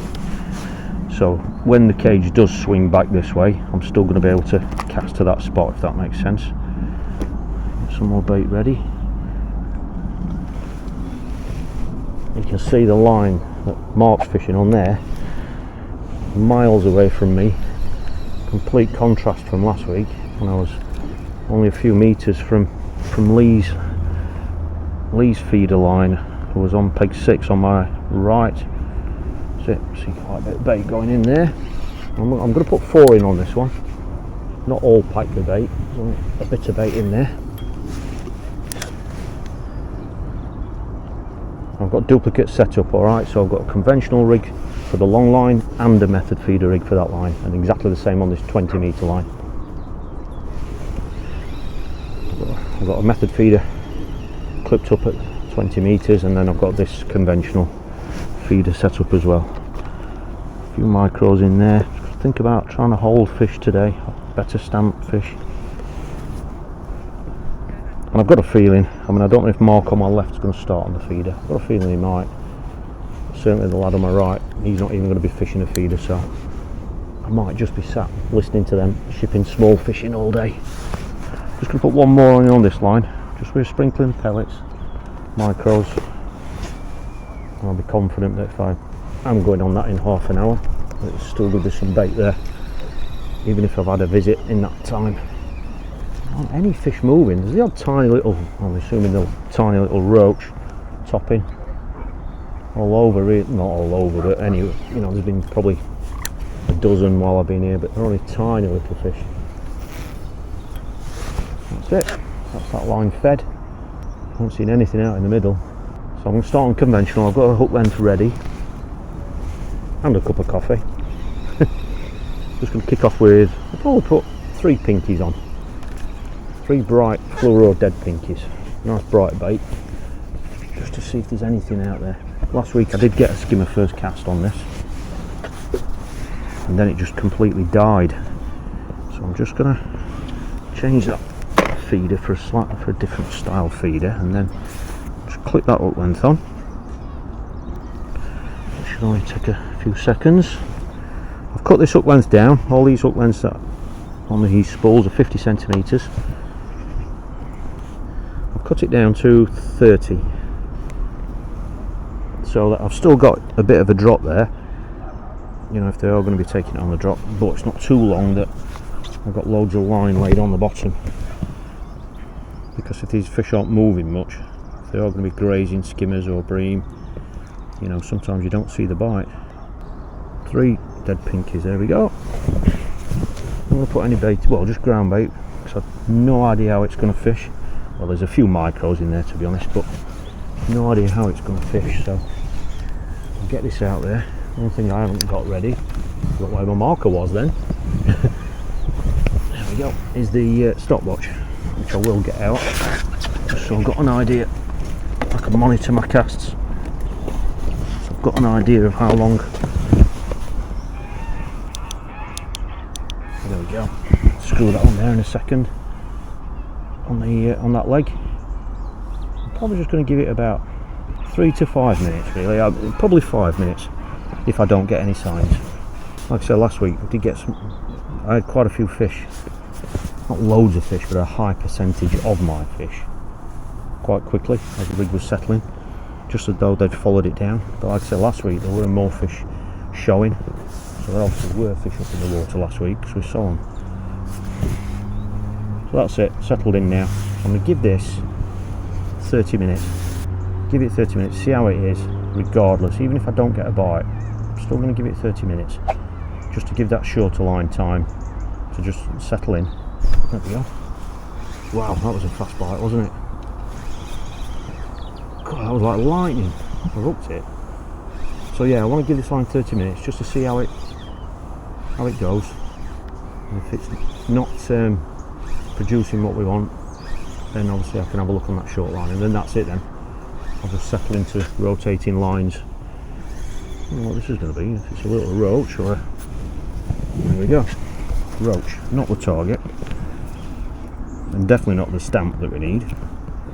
So if these fish are going to be an issue, then that's why I've got the method feeder set up. You know, I can try bigger pieces of worm and that sort of stuff. So yeah, we're off the mark anyway.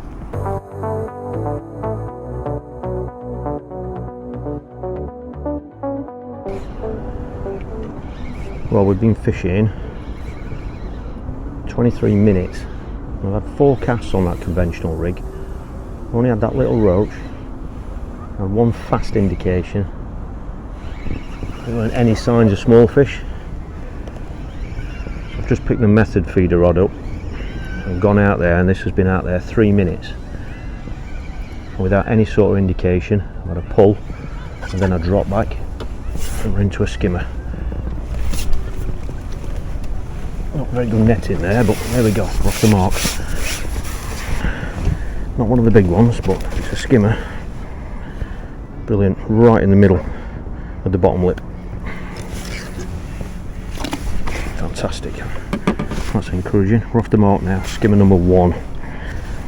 Just for your information, on this peg last week, I think I caught £14, I think it was. I actually had 16 skimmers, different sizes, so we're off the mark.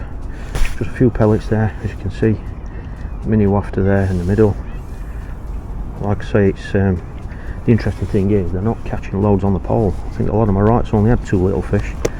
I haven't heard Mark on my left catch any, so it's a very different start from previous matches, because usually they'd be catching little fish right from the off. So maybe that cold weather and the rain and stuff either slowed them down, or they might be further out, I don't know, but whatever happens, really encouraging. Well, the cast after that last skimmer, within seconds of the feeder going in, a duck went across the braid and completely ruined that setup, moved the feeder and everything, and the very next cast exactly the same happened. Another duck came across, so the last 2 casts have really been a bit wasted. So I just thought I'd have one more cast on this before I had a look on that short line. And I've got another skimmer, a little bit bigger that one, hooks come out. So I'm glad I had that another cast on that.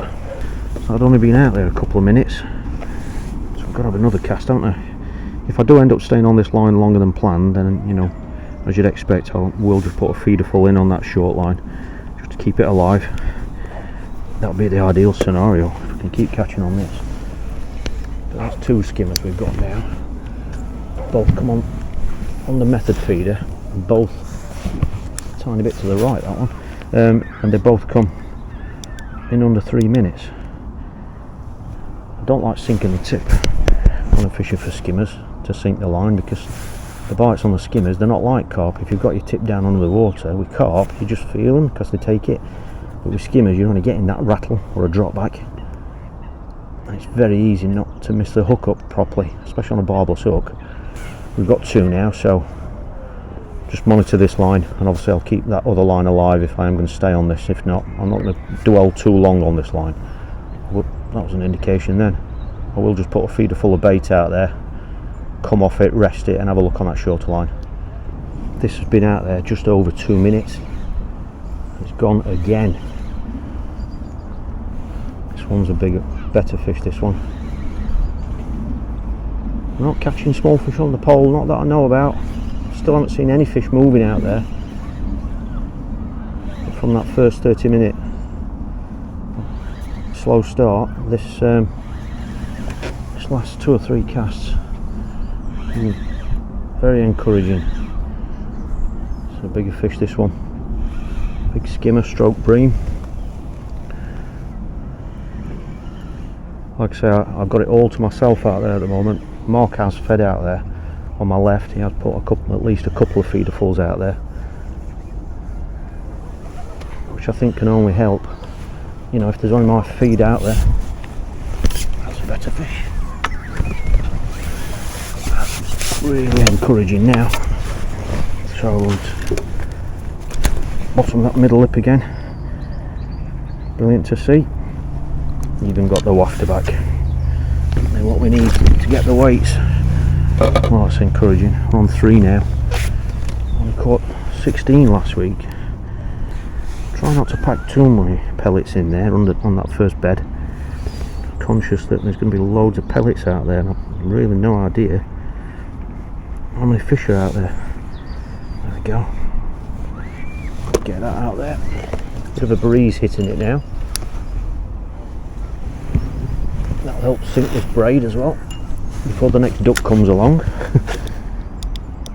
That's the last 10-15 minutes have been really encouraging. Just coming up to 5 minutes on this cast. I'm really not going to leave it any longer than that, because all of the fish have come in under 4 minutes, and that's kind of been a pattern pretty much every match on here. So that's 5 minutes now, so I'm just going to bring that one in. We've been fishing just over 3/4 of an hour now, so what I am going to do is I don't want to completely leave that short line. If I've had an arrival, the bait that I put in may have been mopped up, and I don't want that to go dead, so I'm just going to top that short line up. I'm not going to put any worm in, just a few pellets, just to keep something there on that line.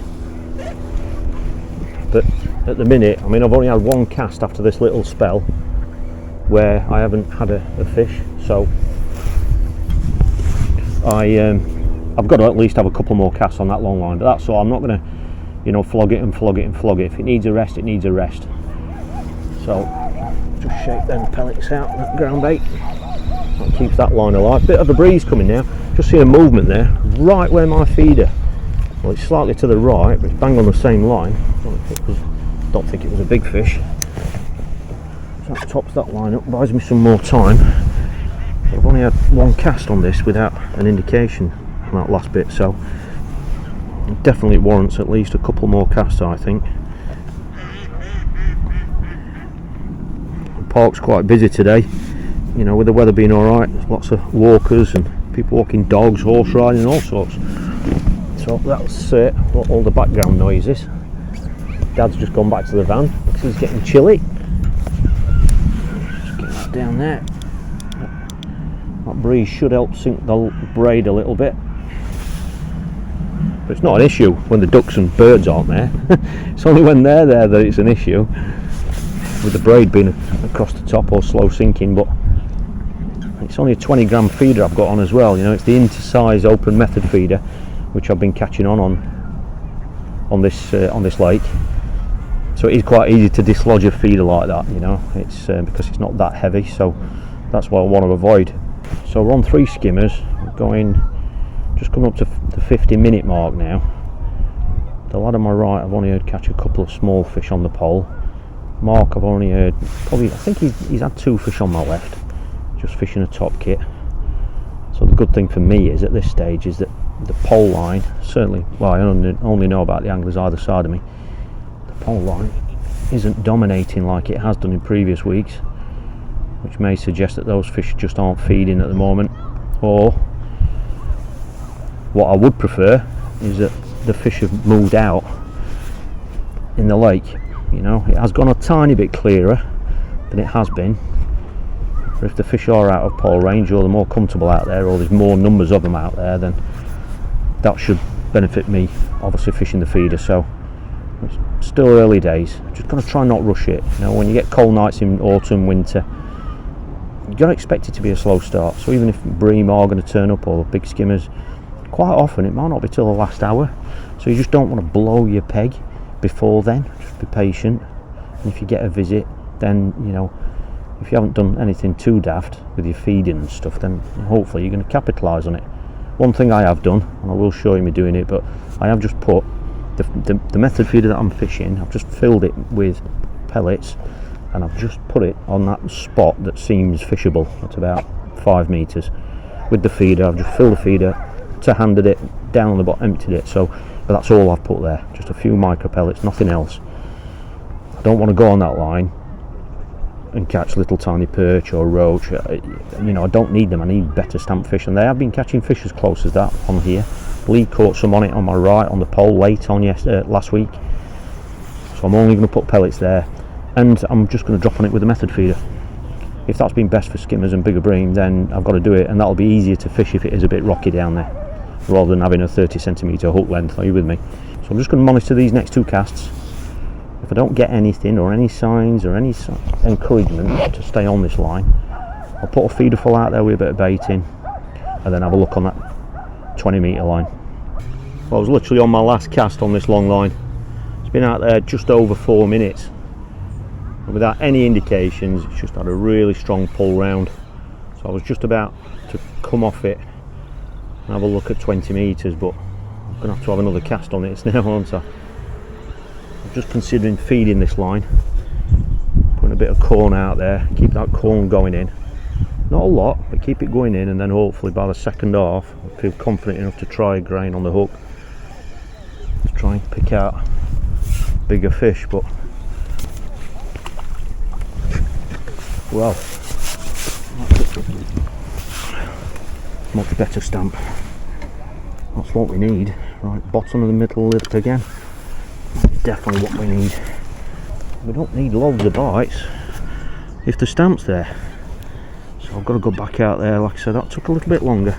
The thing I'm conscious about, I'll be absolutely honest with you, and that is that if I am sticking to 5-minute casts, conscious that there's quite a lot of bait going out there, you know, quite a lot of pellets, but like I say, I don't really know what numbers of fish are out there. On some venues that's not a lot, but when you're not getting many bites.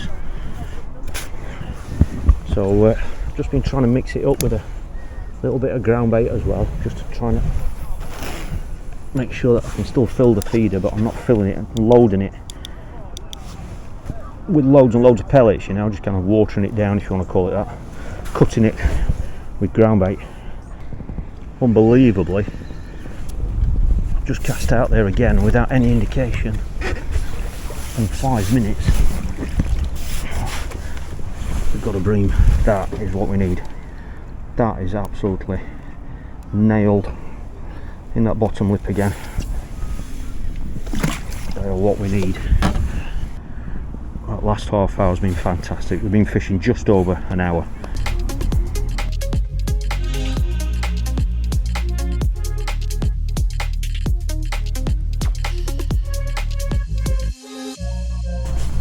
Just going to keep some pellets going in on that short line. Got to keep it covered in case those pole lines kick in. Just moulding, loosely moulding pellets over there, out to my marker, just there. Doesn't do any harm, it takes a few seconds just to keep that alive. Just because they're not catching on the pole now, doesn't mean to say they're not going to move in on it later on.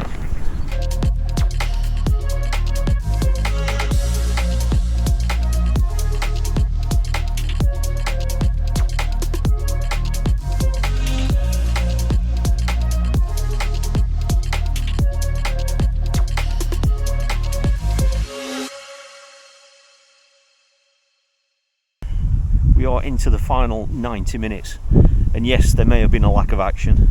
That wind's got a little bit stronger. It's coming this way now. Don't know if that's going to make any difference, but literally I haven't caught a fish. I haven't caught a fish for the last hour and a half, which is very worrying. So I'm still stuck on 7 fish. However, I've gone onto that short line at 20 metres on my last visit.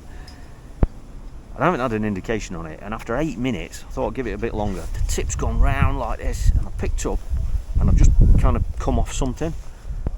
So frustrated, and as I've looked up, that grebe that's been haunting me has come straight up on top of the feed, where the feeder is. So it had gone across my line, and so I went back out long again. I haven't had an indication out there, even with the conventional feeder. I could put 2 pinkies on, bits of worm, nothing at all. Not an indication even from small fish. So I put 2 feederfuls out there, and I thought I'd come back short again. And I've just gone on this, and first cast on it had a little rattle, like a small fish rattle. I picked up, there's nothing there. Gone in again, and I've had another indication. Picked up, nothing there. So I think they were small fish. But then I went in again, and for about a minute the tip was doing this. Really, really slow. So obvious that they were liners. And it went on for about a minute, and then nothing. It settled back, and that was it. Never went. I left it another 2 or 3 minutes, never went. So that was definitely a fish there, not a small fish, you know. So that possibly means there's 1 or 2 fish milling around that cage there, but I still haven't caught on this line. So I'm still stuck on 7 fish. I haven't got a clue how that's faring. A lot of my right's just catching the odd small fish on the pole, but certainly not in the numbers that they have been in previous weeks. And Mark on my left is very quiet, you know, I'm not hearing anything from him.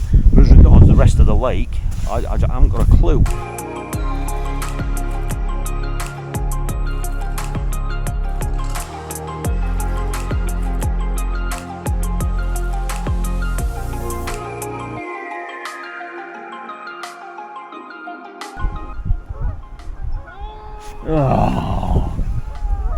Oh, that's annoying.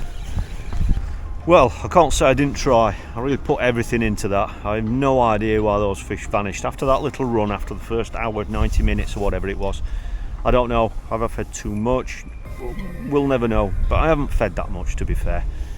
I'm just hoping that the few fish that I've got are going to give me enough weight to hopefully make ground on 1 or 2 of the people that are ahead of me. I was currently in 5th place in this league, but that's only £2 behind 3rd. So we don't know, we haven't heard anything about the rest of the lake. In hindsight, what would I do different? I don't know, but I think there's a strong argument for when it goes really cold for just going out into that open water, going out further. I haven't heard anything about anybody fishing out long, 40, 50 metres. And on most of the venues that I fish, when they go hard in winter, especially when they start to go clearer, that is where you catch a fish. But I haven't heard about anybody doing it, and I haven't done it. So there's only one match left in this league. I don't know what weight I've got today. I've ended up with 6 skimmers and 2 bream, which I'm hoping has done well in the section. It'd be nice to get a section prize or something like that, or some money. But I want to make up some ground on those leaders. But it's going to go right to the wire, because even with next week's weight, which is the final match, it is then down to your droppers. You do drop your worst weight. So until we know what everyone else's worst weight is, we're not going to know until right at the end of the league.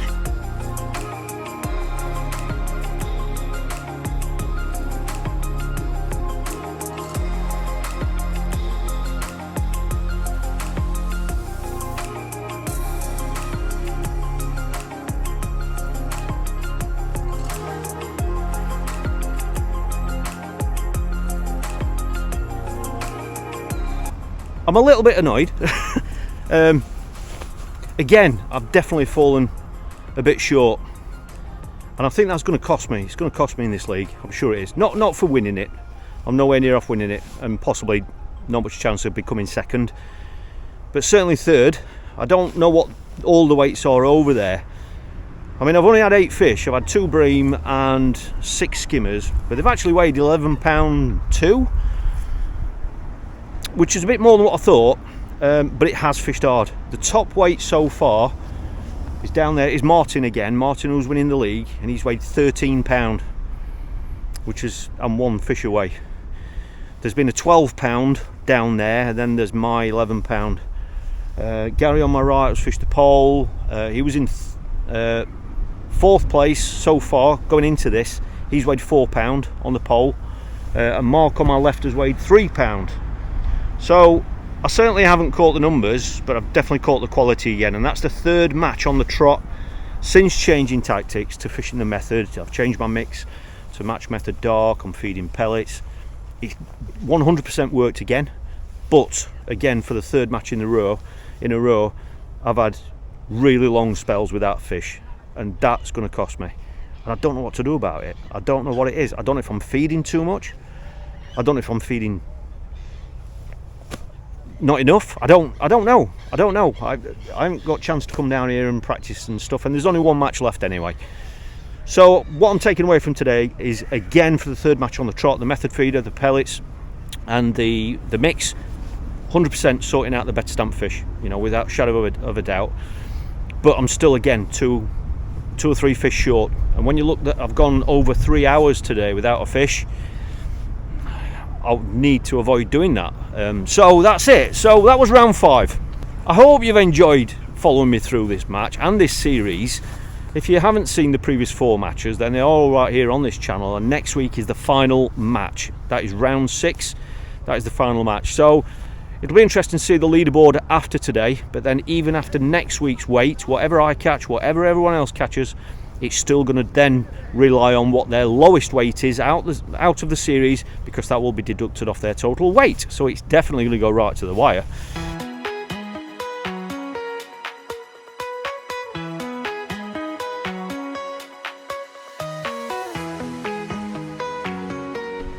Well, good morning everybody. Welcome back to Poolsbrook. This is the 6th and final match of this autumn series. It's been a very interesting series, and now ready for the final match. There's been another twist. Have a look at this water clarity. The water clarity has been quite clear throughout the league. However, we've had some rain this week. Have a look at that. It's gone absolutely chocolate colour. Now everybody what knows this venue has said that that is going to affect it somehow. Potentially they think it's not going to favour the float anglers or the pole anglers, which is what has been dominating, and 1 or 2 anglers think that this is going to suit a feeder approach, but this will definitely affect it. As predicted by many anglers, the fishing was incredibly hard in certain areas. There were several blanks, and unfortunately I was one of them. Even though I'd drawn an MPEG with loads of room, I never had a single indication. Interestingly, on my left was Brian Hill, who'd been second in this league right the way through. He didn't have a bite either, so perhaps it wasn't a great area, but there were still some fish to be caught short on the pole in certain areas. And Lee Coop made no mistake from his fancied draw, and he actually put 26 pounds on the scales, which in the overall standings actually jumped him up to second place in the league. Martin had been the runaway leader right the way through this event. He's had an absolutely fantastic series. Yes, he's caught most of his fish on the pole, but he has caught some fish on the feeder, and he's definitely got this place sorted for this time of year.